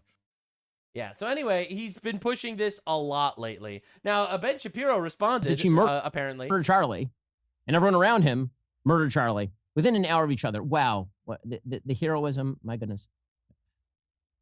I can't. The absolute, utter imbecility of this. If you are so stupid that you believe the people who stand for you are rich boy, Richie Rich, like grew up rich boy, Tucker Carlson at his Swiss boarding school, living in a fake cabin in Maine with the Gaston chandelier, talking to Hunter Biden, longtime drug addict and complete piece of shit, about how America needs them and their human hearts, along with that of Candace Owens, to fix what ails the country. Oh my God, man. Oh, good Lord. Good Lord. Here's Tucker. My favorite thing that Tucker does here is he always does this. He knows what he's saying is ridiculous. He says, it's my right. Oh! No one said it's not your right. It just makes he's stealing my Tucker laugh. He's stealing my thing. Bro. Douchebag. And it's not even on partisan lines. I mean, the divisions are so intense. I always thought of divisions as racial or religious, you're Protestant marrying a... Is Top Jew watching my content? Well, if you're watching this, Ben Shapiro, listen here and listen good. I am coming for Top Jew status. My yarmulke will become bigger than yours. Catholic, or black person marrying a white person. I feel like the divisions now are ideological and political. And this morning I texted Erica Kirk and Candace Owens, both within like an hour of each other, not related to each other, but just because I really like them both, and I'm not embarrassed of that. And that's my right, by the way. I get to like people whether or not I'm fully. I have the right to like all of the people. I am besties with both Candace Owens and Erica Kirk. Well, can I not like two people? Can I not like two people that disagree about a little minor detail? That's insane. That's insane. And it's insane that you would force me. Aligned with their program, right? Yeah. That's my view. Yeah. I've taken so much abuse for that. It's insane. Like, how could you be friends with two people who disagree with each other? Well, I don't know. Yeah, they don't just disagree with each other. I am. Well, I'm two people who disagree with each other. I mean, it kind of depends what they disagree about. I mean, if they disagree about whether they like the Odyssey, that's one thing. If they disagree on whether one of them murdered the others, murdered her own husband, that feels like a pretty big disagree. Anyway, it's really not looking good. So Owen Schroyer, he's another one of these, used to be pro-Trump, I think fell for the sauce. Now he's like mega anti-Trump. He posts this. Everyone recognizes this image, what it represents without any context. 2026 and 2023. This was Gaza before they stupidly started a war, and this was after they started a war. Oh, what's this in the court? Oh, is this the Gemini logo? Because this is an AI-generated image. It's unbelievable that all these people are just like they're unstoppable. Their idiocy is unstoppable. Now, Big Yahoo actually went on, I don't know where he is, on some podcast, and he's talking and he says some pretty insane shit. אגב, הוא ואבא שלו, רנדולף, הבן של צ'רצ'יל, באו וכיסו כאן את He and his father, the son of Churchill, מלחמת ששת הימים, they בצורה kissed each מאוד other after the חיובית Six-Day לנו. War. לך Very תמצא את זה positive. בבריטניה עכשיו. מה שנקרא ברפובליקה האסלאמית של בריטניה. We should call it the Islamic Republic of Britain. All right, because it's getting taken over. Pierce Morgan, you idiot! No. So anyway, I think we know why Tucker Carlson hates Big Yahoo. I feel like we figured it out, boys. Definitely pat yourself on the back. You figured it out. Anyway, the point that I'm trying to make here is everyone's an op. I just want America to be done with this like infinite slop campaign. I want to be done with lobbying. I don't want foreign funding in our government at all. All right, these people are slimy fuckers. All right, we need to figure this shit out. We need some way that influencers are forced to disclose if they're taking money from foreign governments. And if they are, and they're not disclosing it, I think they should be tried as some sort of spy, some sort of nefarious operative. Some crazy shit needs to happen because we need to right this wrong. There's a major issue going on, and that's Israel, that's Qatar, that's Turkey, that's all of these fuckers. We need to figure this shit out because there is a major issue in our nation. But I don't get paid from it. I don't even get paid from YouTube. Listen, man, that's how you know someone's real. Right? That's, by the way, why someone like Andrew Wilson, who will spend $300,000 of his own dollars to go debate Candace Owens. That's why I trust him. I don't think he's funded by anyone. He's losing money to get to the truth, to move America forward. All right, I trust him. I do. All right, I don't get paid by anybody. Look at me, paid by fucking no one, not even YouTube. All right, listen, man, I'm just out here trying to survive, okay? All right, and again, when I see people like that, people that aren't tied to, like, these massive conglomerations, people like Asmongold, these are people that I actually think that their opinion actually is worth something, because their opinion comes from them, because they want their country to get better. All right, it doesn't come from some nefarious shadow oligarch that's trying to manipulate you behind the scenes. So every time I see like one of these dipshits falling for this foreign op or pushing the foreign op, I feel like we need to figure this out, and we need to, at the very least, call out the evil in our own ranks. I'm sorry, it has to be done. And that's why, by the way, I see so many people, why do you call out Tucker Carlson? You don't call out Nick Fuentes as much. I'll be real with you. I don't think Nick Fuentes is some sort of foreign operative, unless it's been revealed that Agent Shlomo Fuentes is being funded by Israel to basically infiltrate the movement of the people, to convince them that actually Israel didn't invent dinosaurs. All right, so I'm just saying, unless you count that codename operative Shlomo Fuentes, I think ultimately, yeah, we don't agree on some things, but ultimately he likes America and he wants America to do well and survive. So I don't care. All right, I care about this. I care about the nefariousness and the obvious op that's being perpetrated on our people, especially on the conservative side, tearing us to shreds, so that the absolutely narcissistic communist Islamist alliance could rape our country. I actually don't want that to happen. And if you don't want that to happen, I urge you to subscribe. And if you want more deep dives, you can support me on Patreon so I can get paid. That'll be sick. And I'm coming for you, Ben Shapiro. I will become top Jew. It will happen. I am inevitable. Now, the Islamo-Commie Alliance is gaining steam, and it is very entertaining. Looks like Hassan Piker wants to sue me. Lots of incredible updates in this front. All right, so this guy, he is human diarrhea, some call him. I am some. Thank you for your attention to this matter. He's going on podcasts talking about how he loves communism and stuff like that. This dude is Abdul Rahman Mohammed El Sayed, who is currently the Democratic nominee for Michigan Senate. Are you in favor of public ownership models like the one Bernie introduced? So I want to actually take it a step further. Okay. I agree that we need public ownership, but I also agree that we need some system of public control. Yeah. Like, what is the point of democracy if it's not to protect us from existential risk? I'll explain. The point of democracy is to make sure that people actually represent us and make sure that they can uphold our rights that we have based on the Constitution. That's the point of fake democracy, because we don't actually live in a democracy as much as the left wants you to think that we do. We live in a constitutional republic. They want to make believe we live in a democracy so that they can import infinite morons so that they can elect themselves to take all of our stuff and, you know, redistribute it to other people. Again, this dude has the ability to just speak words that are unintelligible completely. Now, in case you were unaware why people are voting for him, because he's completely moronic and he just wants to redistribute your shit to brown people that invaded our nation, let me show you one of his recent ads that's been going viral. Makes me wanna wag my tail. When it comes, I wanna wail.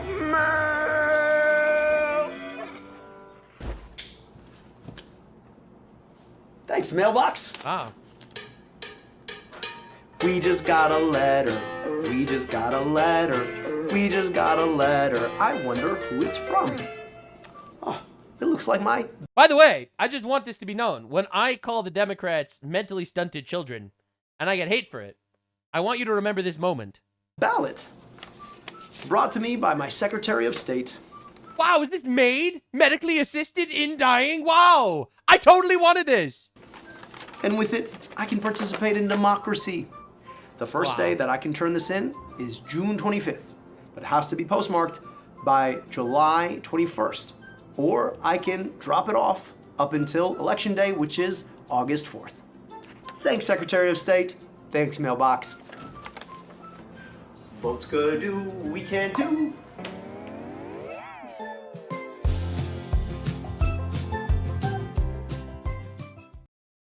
I just want to make that clear, okay? I just want to make this very clear. We should be deporting this guy immediately. Like, we should be like, dude, I understand you're making these ads because you're looking for a potential wife, but we don't need to talk about that. We don't do that here. Now, Islamophobia warning, but I did make an entire deep dive on my Patreon about the case for executing pedos. I'm just saying. I'm not making any form of correlation here. I am just saying that I did do that, and it's a very interesting and fun deep dive that cannot be on YouTube.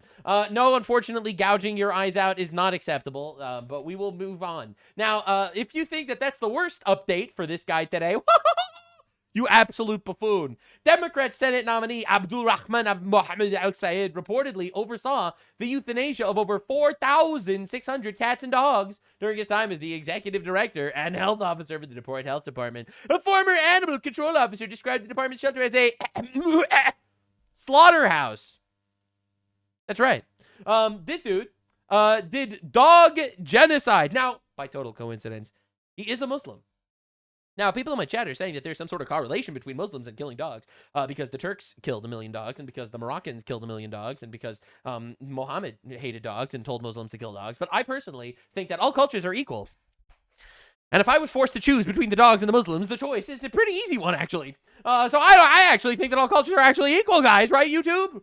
Right, YouTube? Right, YouTube? Right, YouTube? Anyway, for deep dives on the Quran, I do them on my Patreon every week.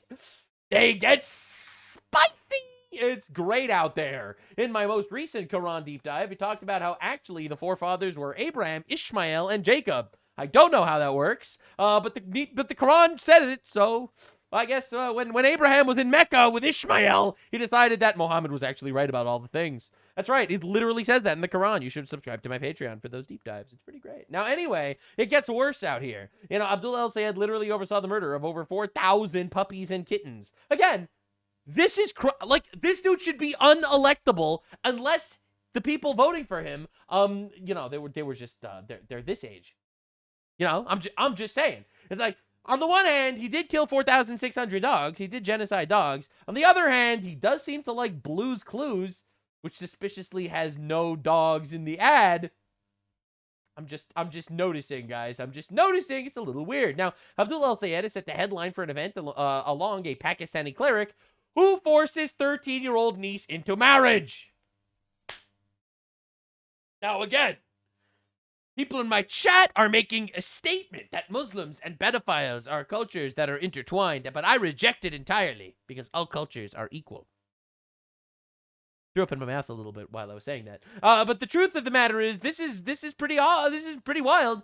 I wouldn't again. I personally would not be selling my 13-year-old niece into sex slavery. Like this Pakistani cleric, who's probably a very good man in his culture, who is literally part of the same event as this guy who's running for a Democrat Senate. I'm just saying it's pretty weird that we keep bumping into these things. Like, guys, it's weird, right? It's weird. Can we at least admit it's weird? Now, meet Abdul El-Sayed's sister. It gets worse. So here's some famous quotes from Iman, who's the sister of Abdul El-Sayed. Excuse me if I don't celebrate the transfer of stolen land from one colonizer to another.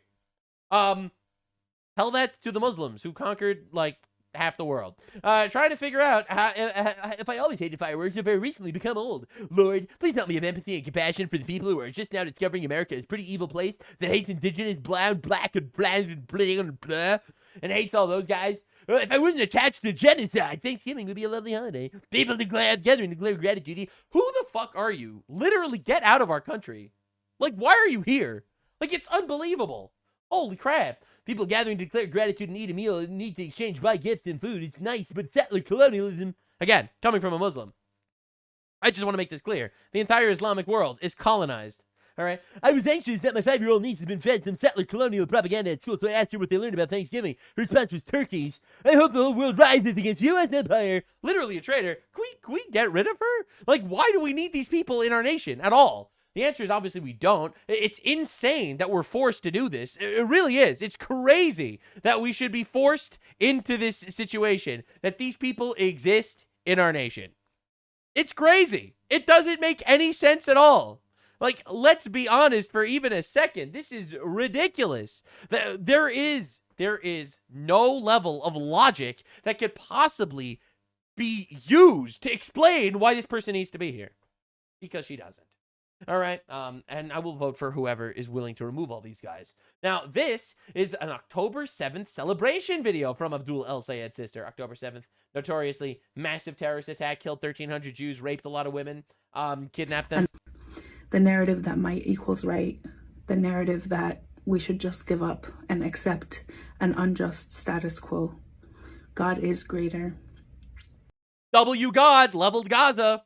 Huge Allah W by leveling Gaza and killing 70,000 Palestinians. Allah did it, by the way, you should know. A lot of people blame Israel for it, but it was actually Allah. And we are greater than this moment. We will get past this. I hope that all of you take a moment to grieve all the siblings that we've lost over the past year, to acknowledge that you are a different person than you were a year ago, and to mourn that version of yourself that's now gone. Yeah, a lot of people are talking about her black eyes, but that was probably her husband, properly worshiping Allah. But I hope you see yourself now as stronger, as more ready to fight for justice, or as more in solidarity with the oppressed. I hope you know that we have a lot of work ahead of us, and that we need each other to do that work. Yeah, so she posted this on October 7th, like while the terrorist attack was going on. This is crazy, dude. Like, really, really wild. Now, anyway, we don't need these people in our nation.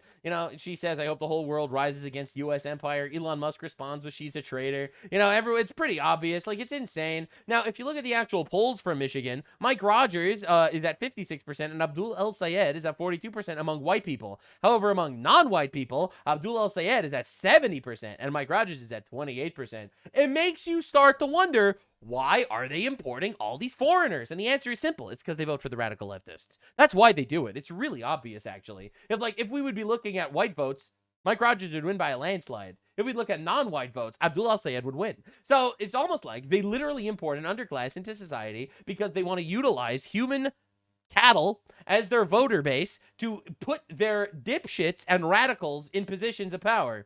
It's almost like that they're literally doing this on purpose. White women in college are plus 23 El Sayed. This was SNL in 2015. Dad, Yeah. thanks. You got it, kiddo. Looks like your ride's here. Yeah. There it is, baby. It's almost like this was a thing for a long time. Cytomantis in Wisconsin, thanks for the 1,500 bits. Anyway, so it gets even hairier. Zoran Mamdani decides to make a tweet. I am horrified by the assault at the Central Synagogue during services today. I can only imagine the pain and fear from an attack like this during Shabbat services, causes for the congregation and for Jewish New Yorkers across our city. Every New Yorker must be able to observe their religion without fear or violence. This despicable act has no place in our city, and keep our administration will do everything in our power to keep the Jewish New Yorkers safe. But what if some religions involve killing Jews? Have we considered what to do about this? Like, that is pretty weird. Odd. Anyway, kind of weird how this keeps happening. It's so weird how this keeps happening under Zoran Mamdani. You know, the crazy thing is, like, you look, 3 million views, 11,000 likes. Ain't no one's bro. You literally have posts that he posted himself on Instagram saying only one solution, Intifada revolution, with his mug on it. Like, it's insane, dude. It's wild. And this dude's gonna be out here condemning anti-Semitism and stuff like that. Like, bro, get out of here, dude. That's why when someone says to me, it's like, man, why don't you condemn Nick Fuentes on every single episode? It's like, dog, Nick Fuentes is in his studio talking about American politics and stuff. You got these dudes that are endorsing killing Jews. You cannot compare left-wing radicals to right-wing radicals, all right? They're not even in the same ballpark of evil, all right? And it's insane that people just refuse to acknowledge it. Intifada just means struggle, like Mein Kampf. True. Mayor Mamdani says that South Africa is the new model for New York, which is great, because South Africa is a total shithole right now.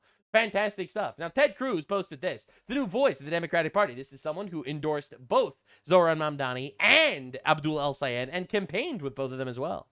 If you cared about Medicare fraud or Medicaid fraud, you would Rick Scott. Yeah, kill them. Kill those motherfuckers. Murder those motherfuckers in the street. Let the streets soak in their red capitalist blood. Didn't he go to war and like literally lose his eye because some mujahideen, a brave soldier, his eye hole with their? Isn't that how he lost his dumb eye? America deserved 9/11, dude. I'm saying it. Now, again, I was potentially, allegedly, possibly, I'm not confirming or denying, giving Hassan Piker clips to Ted Cruz's team. But again, that is not confirmed nor denied. However, it is very nice to see that everyone's like, oh, you're a leftist? You mean the party of the party of the guy that mutilates animals and tortures dogs and loves terrorism? That party? The terrorism party, the dog torturing terrorism party. Again, Abdul El Sayed murders 4,600 dogs, immediately gets Hassan Piker's endorsement. Suspicious, huh? It's pretty funny how that happened, right? It's pretty wild. Now, anyway, Oliver Larkin, another one of these DSA dipshits, surrogate Hassan Piker says that Americans are bigger terrorists than Hamas, Hezbollah, and Iran. You know, the terrorist pedophile guys? Dog, if Hezbollah is a terrorist organization, America is the top terrorist organization, which it is, by the way. America is the top dog in terrorism, and so is Israel. We do terrorize quite a bit. Yeah, so anyway, he like doubles down, triples down. It's incredible. Now, one of my favorite internet battles is Scott Jennings versus Hassan Piker. So Scott Jennings goes on Fox, on CNN, I think. He's a CNN anchor, and he says Hassan Piker is a racist. Now, he says this because Hassan Piker is a racist. And Hassan gets so butthurt, he sues him. The initial clip came from the RNC, and now Scott Jennings is highlighting it. This is such an egregious lie. It is such an egregious instance of defamation that numerous people who fucking hate me, like literally hate me, have actually gone out to bat and said, this is the worst instance of defamation that I have seen. I hope you sue him, which I am. I'm in the process of I'm working through litigation right now. Yeah, so obviously that is not going to work, but he is suing him. It's definitely not going to work. Now, Hassan Piker, let me remind you, is the king of defamation. He calls Tecton a rapist. Tecton is not a convicted rapist. He calls Asmongold a mother killer, rapist, not a mother killer or a rapist. He calls me a pedophile, which, by the way, not a pedophile. All right, he literally slanders everybody. And I could make this very clear as someone who's had these conversations with Tecton. If he sues any of us, we're all probably going to sue him into oblivion. I'm just saying, it's probably going to happen. If he actually does go after one of us. Now, he did state he is planning on going after everybody. All of his critics are getting sued, guys. Let's work on this Scott Jennings situation first, and then I'll see what to do about him too. It looks like the news cycle might be moving on. The article per day number is going down. Yeah, because they got their point across. Yeah, the left loves terrorism. His next hearing is on Wednesday. Yeah, and he hints that he might be suing more of his critics coming soon. Ooh, boogie, boogie, boogie, boogie. Not very progressive of you silencing people that criticize you. Weird how that happens. Definitely something strange afoot. Now, anyway, interestingly enough, Scott Jennings it was also slandered by Hassan. So if Hassan does sue Scott Jennings for slander, well, then let's just say that Scott Jennings does potentially have some ammunition to fire back. He's taken over the mantle from Scott Jennings, who I guess came back from his dick-sucking festival at Tel Aviv when he was stuck in a bomb shelter on his knees. The psychopathic, rabid evangelical Zionist Scott Jennings. That's who he's filling in for. Yeah, so just to be clear, Hassan Piker, open homosexual, has had this to say about Scott Jennings, allegedly. Allegedly. That sounds like slander to me.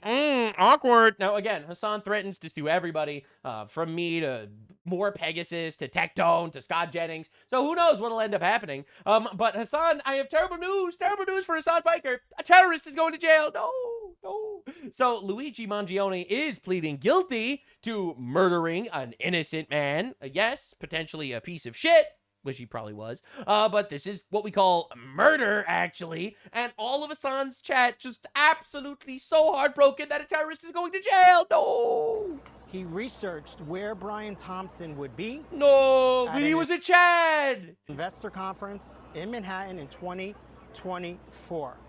Brian Thompson's family seated Pamela in the front row. They are crying. My goat, they're saying. Is what our reporter Kara Scannell. I hope everyone's paying attention to the fact that his entire chat is literally terrorists. Is telling allegedly us. What a moment for that family to come face to face. I just, it breaks my heart. Look at that womp womp. Because they have been so silent and they have not. They're literally so happy that he's dead. Again, this is the left, the violent left. I have never, ever seen a right-wing chat like this, by the way. Never. Not said anything throughout this whole ordeal. And to see their loved one to be murdered in this way, and now the man responsible for it standing up in court for them will be excuses, and none of this is going to make sense. To hear him explain why he did what he did, and we have heard this from Luigi Mangione. Again, I think that potentially Hassan Piker might be the greatest honeypot of all time. Literally attracting all these terries into chat. During the investigation of this, where he was having issues with his back. But for this family to sit there and listen to this, and he's now, here we go, Pam. Again, he says to the anyway, it doesn't stop. The entire chat just literally celebrating this man for being a terrorist. It's truly incredible, actually, how this is allowed to just happen. Now, Hassan Piker was recently banned, which is pretty great. He was recently banned from a couple of colleges where he was supposed to speak. Representative Pramila Jayapal, who's a fake ethnicity from Palestine, had this to say: "As a member of the Judiciary Committee, I have been absolutely clear that free speech is a constitutional right and must be stand up and protect. I have been advocating and communicating my concerns about the cancellation of Hassan Piker event directly with the universe." Now, again, she loves terrorism, so she's super mad that pro-terrorist streamer Hassan Piker is not allowed to espouse his terrorist talking points in colleges to groom children. Again, obviously, this is how terrorists operate. So this is something incredible stuff. They've informed me that they're doing an internal review to ensure this never happens again. Community note. UW actually canceled Piker's event because planning did not meet the necessary level of rigor for a speaking series. That's a nice way to say, he's a dumbass. He was canceled for being a dumbass. All right, universities can set standards for hosted events. Jayapal previously had this to say. Ladies and gentlemen, actually, you have never been clear on supporting free speech. Hate speech is not free speech. It's harmful and threatening. Facebook has the power to take down hateful groups like on 1015 and should. That's right, baby. She never supported free speech, but she only supports free speech when you're endorsing terrorists. Isn't that incredible? I think it's incredible. It's really amazing. It's almost like, again, I'm not trying to make this connection between the fact that she's a Palestinian and loves terrorism to the fact that Palestinians historically have done tons of terrorism. Again, I'm not making that connection. Some people in my chat are making that connection. I am mentioning it because I see it in my chat and I'm astonished. What? Palestinians doing terrorism? Well, I'll be. I'm appalled by this statement that was said in chat. The Islamophobia is really rampant these days. We have to do something about it. See, the way I think we combat Islamophobia is simple. The Muslims stop killing people. All right, we have... Anyway, moving on. 5 non-U.S. citizens have been charged with illegally voting in Michigan elections. That's the thing that never happens. That keeps happening again. And the U.S. Department of Justice is stripping naturalization from U.S. citizen Tatiana power of her citizenship. Why? An ICE operation, False Haven, investigation determined she was criminally involved with a business that sexually exploited children before she became a citizen. Again, the left, the pedo party, once again. And it's really nice to see that this is actually finally happening. Now, of course, because this is totally not an Islamic takeover that's happening, they are installing Islamic foot washing stations in airports, ladies and gentlemen. Islamic foot washing stations are coming to Dallas Fort Worth International Airport. Let's go. I desperately wanted this. I needed this. Well, what about my Muslim friends that couldn't wash their feet in a foot washing station in the Dallas Fort Worth Airport? This is super important for American culture. My God. Now, caught inside Minneapolis photo booths, people did a sting operation. James O'Keefe and Cam Higbee dressed up as members of the most peaceful religion of all time. Depending on your definition of peace, of course. And they infiltrated and proved the voting sting. And we will probably cover this in a future video. But this is a wild turn of events. Turns out Hassan Piker is suing everybody. Turns out Abdul El Sayed loves killing dogs. Which, again, does track why he got the Hassan Piker endorsement. You know, I feel like actually talking about these things out loud might be the best way to stop people from being dumbasses. A lot of people don't understand this, but it turns out actually publicizing real facts might help society. The news wouldn't understand because they don't publicize real facts. But anyway, if you do like this stuff and want to support me, you can on Patreon, where I cover Islam-style situations a lot in very depth and stuff that I can't on YouTube, and that would be really awesome. If you want to support me on Patreon, that'd be great. I'm fully demonetized here. But truth be told, we are going to destroy these guys because the Democrats decided to elect this guy, Mr. Blues Clues over here, who hates dogs and killed 4,600 of them allegedly. This guy, it looks like they're actually going to be flipping Michigan red. I mean, this is the cripple fight of the century, and it looks like they are killing themselves, and it's truly wild to watch. If they actually get some sort of progressive style Democratic Socialist candidate in 2028, they will get annihilated. Like, they will get raped in a public debate stage. And it will be very, very entertaining. Probably. I wouldn't know. I don't like rape. I'm not a Democrat. Now, the number one candidate on the Democrat side for becoming the 2028 nominee for president is actually AOC, which is very interesting because she's dumb. She has, like, a low IQ. She's not an intelligent human. But that is perfect because that's everything that the Democrats want. The Democrats want a low IQ human to push ideas to people like, hey guys, do you want literally everything for free? Yeah. Anyway, I guess that works. So anti-white Congresswoman AOC has separated from longtime boyfriend and fiance Riley Roberts. That's so sad. That's so sad. I guess she'll have to find another white boyfriend soon to talk about how much she hates white people. Now, interestingly enough, this comes right after AOC was publishing tons of videos. I showed a different one, but she has been posting this daily now of her freezing her eggs. Don't be weird. Yeah, this is clearly another example of a woman who became a politician because she wanted to be a celebrity. Don't be weird. Don't be weird about the fact that I am literally filming myself freezing my eggs. It's totally not weird at all, actually. What are you talking about? Now, this was AOC in 2019, okay? Millennials and people and Gen Z and all these folks that come after us are looking up, and we're like, the world is going to end in 12 years if we don't address climate change. Wow. And your biggest issue is your biggest issue is how are we going to pay for it?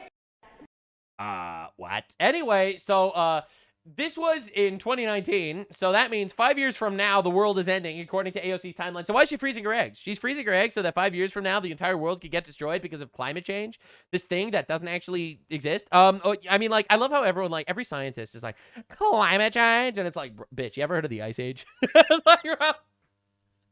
I love when these people make believe like they're, you are a fool because you believe in the Bible, unlike me who believes in science. Bitch, remember the Ice Age? Yeah, so anyway, this does not actually work. Right, the projected cost is destroy the entire world economy, but at least the world won't die to climate change in 12 years. So anyway, so she's freezing her eggs. She's making this whole show about it. It's really weird. Steven Crowder made a little Has done post more about it because actually this is not a very healthy way to live your life at all. In fact, it's almost like during your child-rearing years, biologically and physiologically, those should be the years that you actually have kids. I know, it's so surprising. Everyone is shocked that when God created the human body to have children, mostly between the ages of like 20 to 30, those are the years that you should actually be having children. I know, it's really surprising and shocking. For IVF than any other administration, and obviously Catholics are against it, but many Christians are. I'll tell you my personal views on that. I think that if you only fertilize the egg that you implant, that's different from fertilizing a bunch of eggs. So you have a bunch of embryos and you just end up tossing them in a dumpster. So there's an ethical way to do it, an unethical way, and then there's also a conversation to be had if, hey, at a certain point, you have to hand yourself over to God's plan and let nature take its course. So I get all of it. The point is she's lying about this. The implication that women don't have access to reproductive care is not true. What they really mean is abortion. What they really mean is for you to pay for all. Commie gobbledygook. Women just want reproductive care. Translation, women want to murder babies. Happy to help. All of their stuff. And while we're talking about this, some women freeze their eggs because they might be going through a health crisis right now. Now, again, there are legitimate reasons, I would argue, to freeze your eggs. But to make like this whole show of it, actually, it's better to be a girl boss and not get married and have children when you're young. For example, you'd probably better to do that if you're going through chemotherapy, something like that. Well, obviously, yeah. And try again later. But a lot of women are simply doing it because they don't want to fashion themselves. They don't want to mold themselves into someone who could potentially be a wife. I don't actually want to give the best life for my child. I'm a purely narcissistic bag of flesh. I'm like a hoe. I'm a hoe that loves being famous. I love being famous. I want to be a girl boss. I don't want to actually be downtrodden and actually have children. Disgusting. I hate how they're little and they scurry around on the floor. Gross. Disgusting. So people are getting married far later. Men are checking out of the dating pool, so they're freezing their eggs, hoping that later on they have that option available to them. That, I will say, is a less desirable alternative to start. Actually, I really desperately want to be able to have a child later, so that like the chances are much higher that the baby will be like warped, and the chances are much better that it'll have like a lot of tons of like bad repercussions on me. I want to increase all those chances because that way I'll be able to kill more of them. Because if my child has something that I don't like in my child, I'm just gonna kill him because like it's abortion. Abortion's like lovely. I'm not gonna broadcast that. It'll be so cool. It'll be so cool. I'll do it like on the debate stage. I'll be out there. I'll be debating J.D. Vance for the 2028 presidency. And I'll get an abortion like on stage. Everyone will watch. It'll be amazing. Everyone loves child sacrifice. Starting your family younger when you are most fertile. I would say the prescription for society should be, when are women most fertile? You should probably prioritize that. Not boss babe, not school, not career. If you want to have a family, prioritize getting yourself to the point of being a worthy wife, and men as well, but this is directed toward women right now, and being able to have children in the window where it's most appropriate. Doesn't mean that women don't have babies later on. We understand that. But let me just tell you, when we talk about normalizing this, let's normalize real statistics so women understand the risk. Oh, statistics. I hate statistics. Bro, I literally just did this actually. I was explaining to a woman that like a woman was telling me like, actually, statistically, I don't care that statistically this is bad. It does happen. I'm not going to get into the details, but I eventually said, like, you are doing the argument where you're saying that when I say that, statistically women are shorter than men, and your response is, but some women are taller than men. And it's like, yeah, but most women are shorter than men. Yeah, but I literally know some women that are taller than some men. It's like, they literally do this every single time. So statistics, like, they don't work very often, I've noticed. I've noticed statistics sometimes don't work. Risks when they forego those opportunities in their 20s or early 30s. Women who are over 40 years old, by the way, they're having more kids than teenagers for the first time, than young people. Yeah. Women over 40 are having more kids because kids are not having babies. So the rates, if you're over 40, it's double if you're 40 years old, that of a 20-year-old, stillbirth. You have 2 times greater chance of having a stillbirth. You have a 5 times greater You mean to tell me that the party that's okay with killing babies is okay with babies dying? Wow. Wow, this is a very big shock, and I don't possibly see the correlation. Chance of having a miscarriage. What a wild correlation. 45-year-olds versus 25-year-olds. 12.5 times more likely for your child to have Down syndrome at 40 versus 25-year-olds. 4.5 times more likely to die during childbirth if you're over 40 versus 25. So yes, you heard those numbers correctly. 2 times the stillbirths, 5 times the miscarriages, 12.5 times children with Down syndrome, almost 5 times. Sounds to me like she doesn't really care about any of that because she's prioritizing herself because she's a huge narcissist. Now, again, that's probably conjecture on my part. But there is a lot that we need to be looking into over here because there's a lot of morons out there that are having really bad days. So Drake is one of them. He recently went viral because he was out there simping for a goth girl. Okay. But I cannot call any form of names based on her job. Her job. She is a woman of the night, some would say. Just give me like one. Would you bark for me?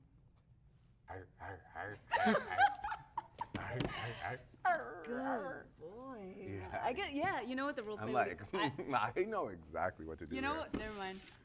Yeah, this is the most cringe shit I've ever seen. Now, hilariously enough, Drake is out there getting Tectone sloppy seconds. All right, Drake is, he doesn't know it yet, but there is a ticking timer above his head. How long until the sexual assault allegations drop? Now, I'm not allowed to call her names for obvious reasons, because YouTube doesn't let you call people by their job description, I guess. But it's pretty incredible, if I do say so myself. Now, she made her entire career the fact that she's that girl that Drake used that one time. Now, anyway, it's pretty incredible. But this is her before the surgeries and fake body and face and makeup and stuff. Anyway, again, I'm just saying, if we're counting, Tectone's winning, bro. Tectone's absolutely winning. We got Tectone, rich, married, trying to have kids, and then we got Tectone's ex, side piece, exists to be used like a fleshlight for a little bit of time, gonna be thrown away.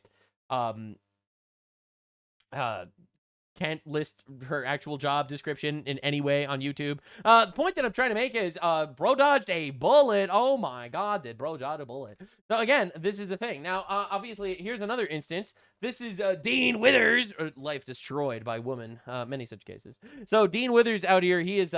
They call him the leftist Charlie Kirk because he is able to maintain composure at all times. As he goes out there and debates people on TikTok about how Donald Trump is actually a rapist and a pedophile, which, let me just remind you, he's not. We have no evidence that he's a rapist or a pedophile. They're really fucking... So he just got sexual assault allegations from a bunch of women? A bunch of women accused him? I don't know, man. I believe all women, so I feel like this is important to look into. They're really trying their best. Fuck. Oh, no. Fuck, dude. God, man.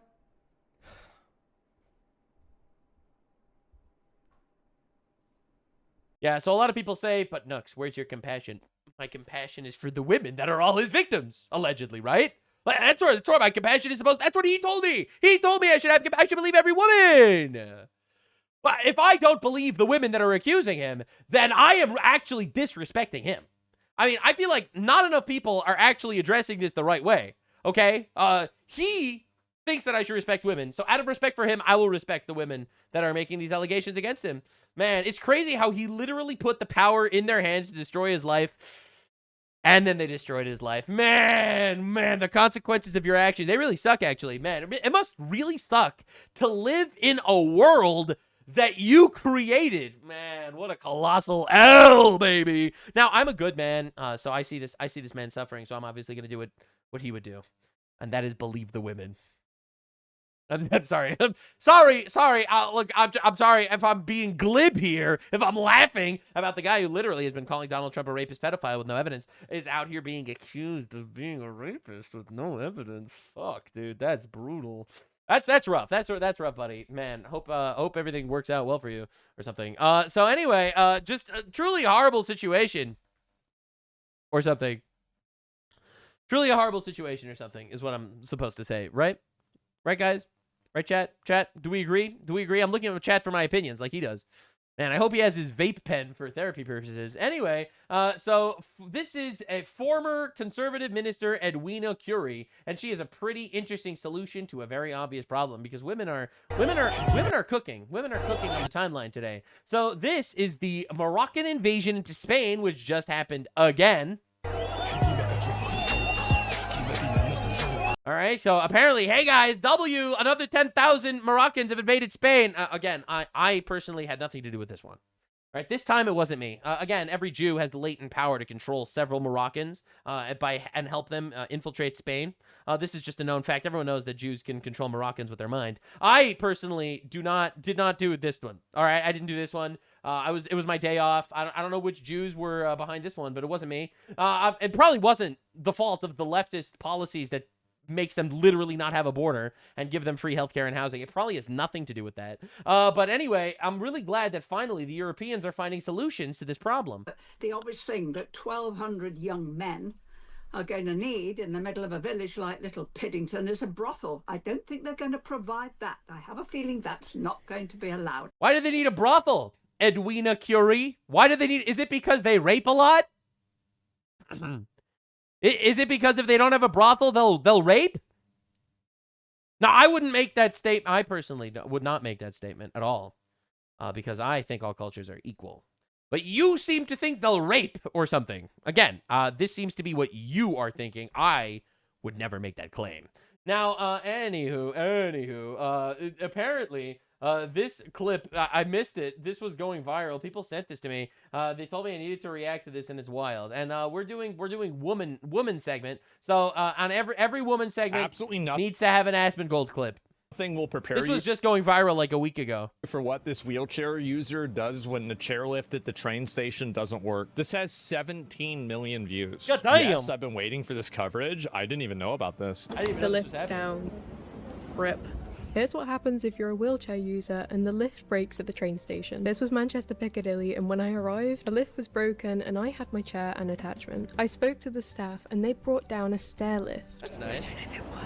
The first option was the built-in stair lift, but this actually didn't work. They figured out that it was broken, so that was two options completely down. The second option was a small portable stair lift, which didn't look as sturdy, and I was quite scared of it, not gonna lie. But they brought it down anyway, and when we got to the bottom, we realized that my chair wouldn't fit onto it. I have quite a long wheelbase with my attachment, so we couldn't do it. We'd just gotten off a flight too, so I couldn't these even guys are detach super my nice. attachment because it was physically taped together and we didn't have scissors. So Wait. in the end, because I'm ambulatory and I did have a bit of energy on this day, I offered to walk up the stairs while they carried up my setup. The staff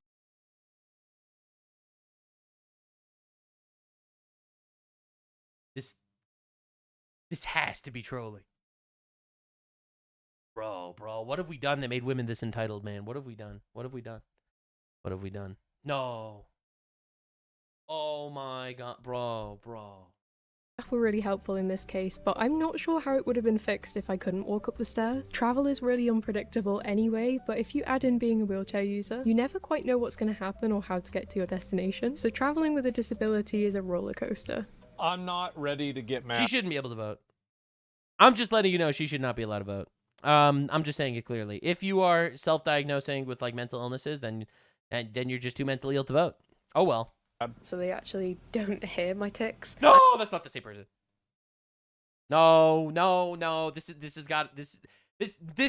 is not real. Stop. And when I'm distracted, I don't tick as much. I'm starting to get mad. Guys, I'm starting to get mad.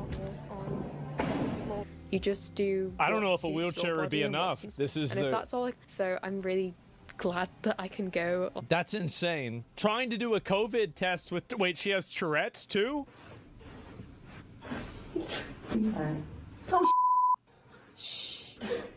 This is the troll. I'm not. There's no way. There's no way. Right, do you want to just close your eyes? Sorry. Oh no. Seizures and fainting in class? Wait, what? Small. Why is there so much lore? Why is there so much lore for her? She just figured out that she could just get disabilities and get clout off them. Seizure. Absent seizure. Absent seizure begins. 2x speed. She's filming herself. She's literally filming herself doing it. There's no way. So she's recording herself. Like, I'm sorry, guys, but this is fucking ridiculous. I don't want to come off. Okay, I do want to come off as insensitive. This seems like another performative that acts weird for fucking attention. I came out of. Listen, man, she out here disability maxing, trying to win the sympathy Olympics. She's so mad she's white, so she has to make believe that she's in some sort of minority. This case, mentally ill. I don't know, man. This is crazy. This faint and went straight into another. I can walk good on some days. No way. This is. Skating. I feel really tall. Sometimes I can't move my legs at all, but on really good days like this, I can do something. This is the wheelchair girl, bro. Oh my god. Like, if it was just the wheelchair stuff, maybe this person faints often. Maybe they have epilepsy that's really serious. This is the same girl. You're a penis. Whoa, The woman exposed for using a wheelchair for being able to walk and do gymnastics claims to have multiple other conditions, including Tourette's syndrome, autism, and full body paralysis, which seem to go and come on a whim. I don't know what to say. Why is it that she doesn't do, like, 5 years now, and I have learned. Bro, she literally has the pedo flag in the background, bro. I've had so many different experiences being a wheelchair user, and just that a wheelchair can really. She talks about being a wheelchair user like in Hunter. I have a Nen user. I'm a Nen user. I have Nen powers. I can control yo-yos, and she's out here controlling wheelchairs with her mind. Change your life. In the UK, there are not really drop curbs places. Someone in my chat said she's gay, but that's not true because lesbians aren't real. It isn't accessible to physically, but the average wheelchair, I'd say. Wait, you still think lesbians are real? Oh my god, dude. God help you. Like a quickie nitrum is about £2,000 or £3,000. I just, dude, look at that. Fuck. Fuck. Fuck. Penis. It's so weird, bro. Like, it is June, which means it is Pride Month. And as a lot of you may have seen, I describe myself as queer. Now, the worst mental illness of all. If you scroll through my content, you will see that was number a one, joke. I have a boyfriend. I told you lesbians aren't real. I'm a lesbian, but I'm dating a man. Yes, many such cases. What did I tell you, man? Oh my god, I'm literally so good at this. It's not real. I'm telling you, it's not real. Did you know that 50% of lesbians in their 50s have dated men before? Dog, how does that happen? I am dating a guy and I identify as a woman. That places me in a position where I look straight. So many of you assume that I cannot be queer because I am now dating a man. There is more than one way that somebody can be queer. Are you Sexuality bisexual? is a spectrum. People like me who feel like they don't fit into a certain category. She needs to feel special, guys. Just wants to be special. There are no exactly no ticks on her live. It's nuts. She found a cure. To this point, I have an armhole. And it's I crochet turtles and stingrays. And I was like, I don't know what's wrong with these people, bro. I really don't. This is going to be like an opinion that maybe is like a little bit, it might be too much. I think that there's a lot of white girls that aren't able to cope with the amount of white guilt in society. So they have to invent neurological disorders and other ways for them to be part of an oppressed group so they can offload their guilt onto somebody else and not feel like they're doing something wrong. He's not wrong. He's not wrong. Attention. She want attention. She has attention deficit disorder, ladies and gentlemen. She's trying out there to get attention from people because ultimately that is why women are on social media. All right, men are on social media. Women are on social media for very different reasons. All right, we both have egos. Men and women have egos, and our egos are fed differently. Women literally want people to care about them. That's what they want. That's what they want on social media. That's why AOC is out here filming herself doing this slop, okay? Don't be weird. All right, she became a politician because she wanted to be a celebrity. All right, let's be honest, that's what she's doing it for. And that's why a lot of these people do it for. Now, obviously, there are exceptions to every rule, but the reality is this shit is crazy. It's crazy. And ultimately, I am fully demonetized on YouTube for reasons I can't possibly comprehend. I didn't call a single woman by their actual profession. Which is they get paid to show their body online. And I personally have not explained what that is. So please subscribe and support your boy out here barely scrounging for scraps, damn it. No, I'm okay. Don't worry, chat. We're all good. We're alive. Definitely subscribe, support me if you can. If you can't, don't. Obviously. I do this for the love of the game, all right? I'm doing this for the message. It's not for the money. It's for the message. You called Starmer the F slur. Listen, that was back before when I hated gay people. I'm a totally different guy now. Now I only hate gay people on Patreon. Definitely go to my Patreon. Support me there, ladies and gentlemen. Linked in the description is my Patreon. I upload 3 to 4 videos a week over there. It's beautiful stuff. I upload really good stuff, and people really like the content. If you can support me there, that would be awesome. That would be dope. And if you can subscribe, that would be sick. Thank you, boys and girls, for being here. I'm a changed man. I'm a better person. I'm never been a bigot. Not bigoted. I'm just not a bigot anymore on YouTube, but I am a bigot on Rumble and Kick. Subscribe, follow me there. All right, this is all comedy, obviously, because I am loving and accepting to all groups and all cultures are equal. And gender is a spectrum, and autism is a superpower. I'll see you in the next one. Bye.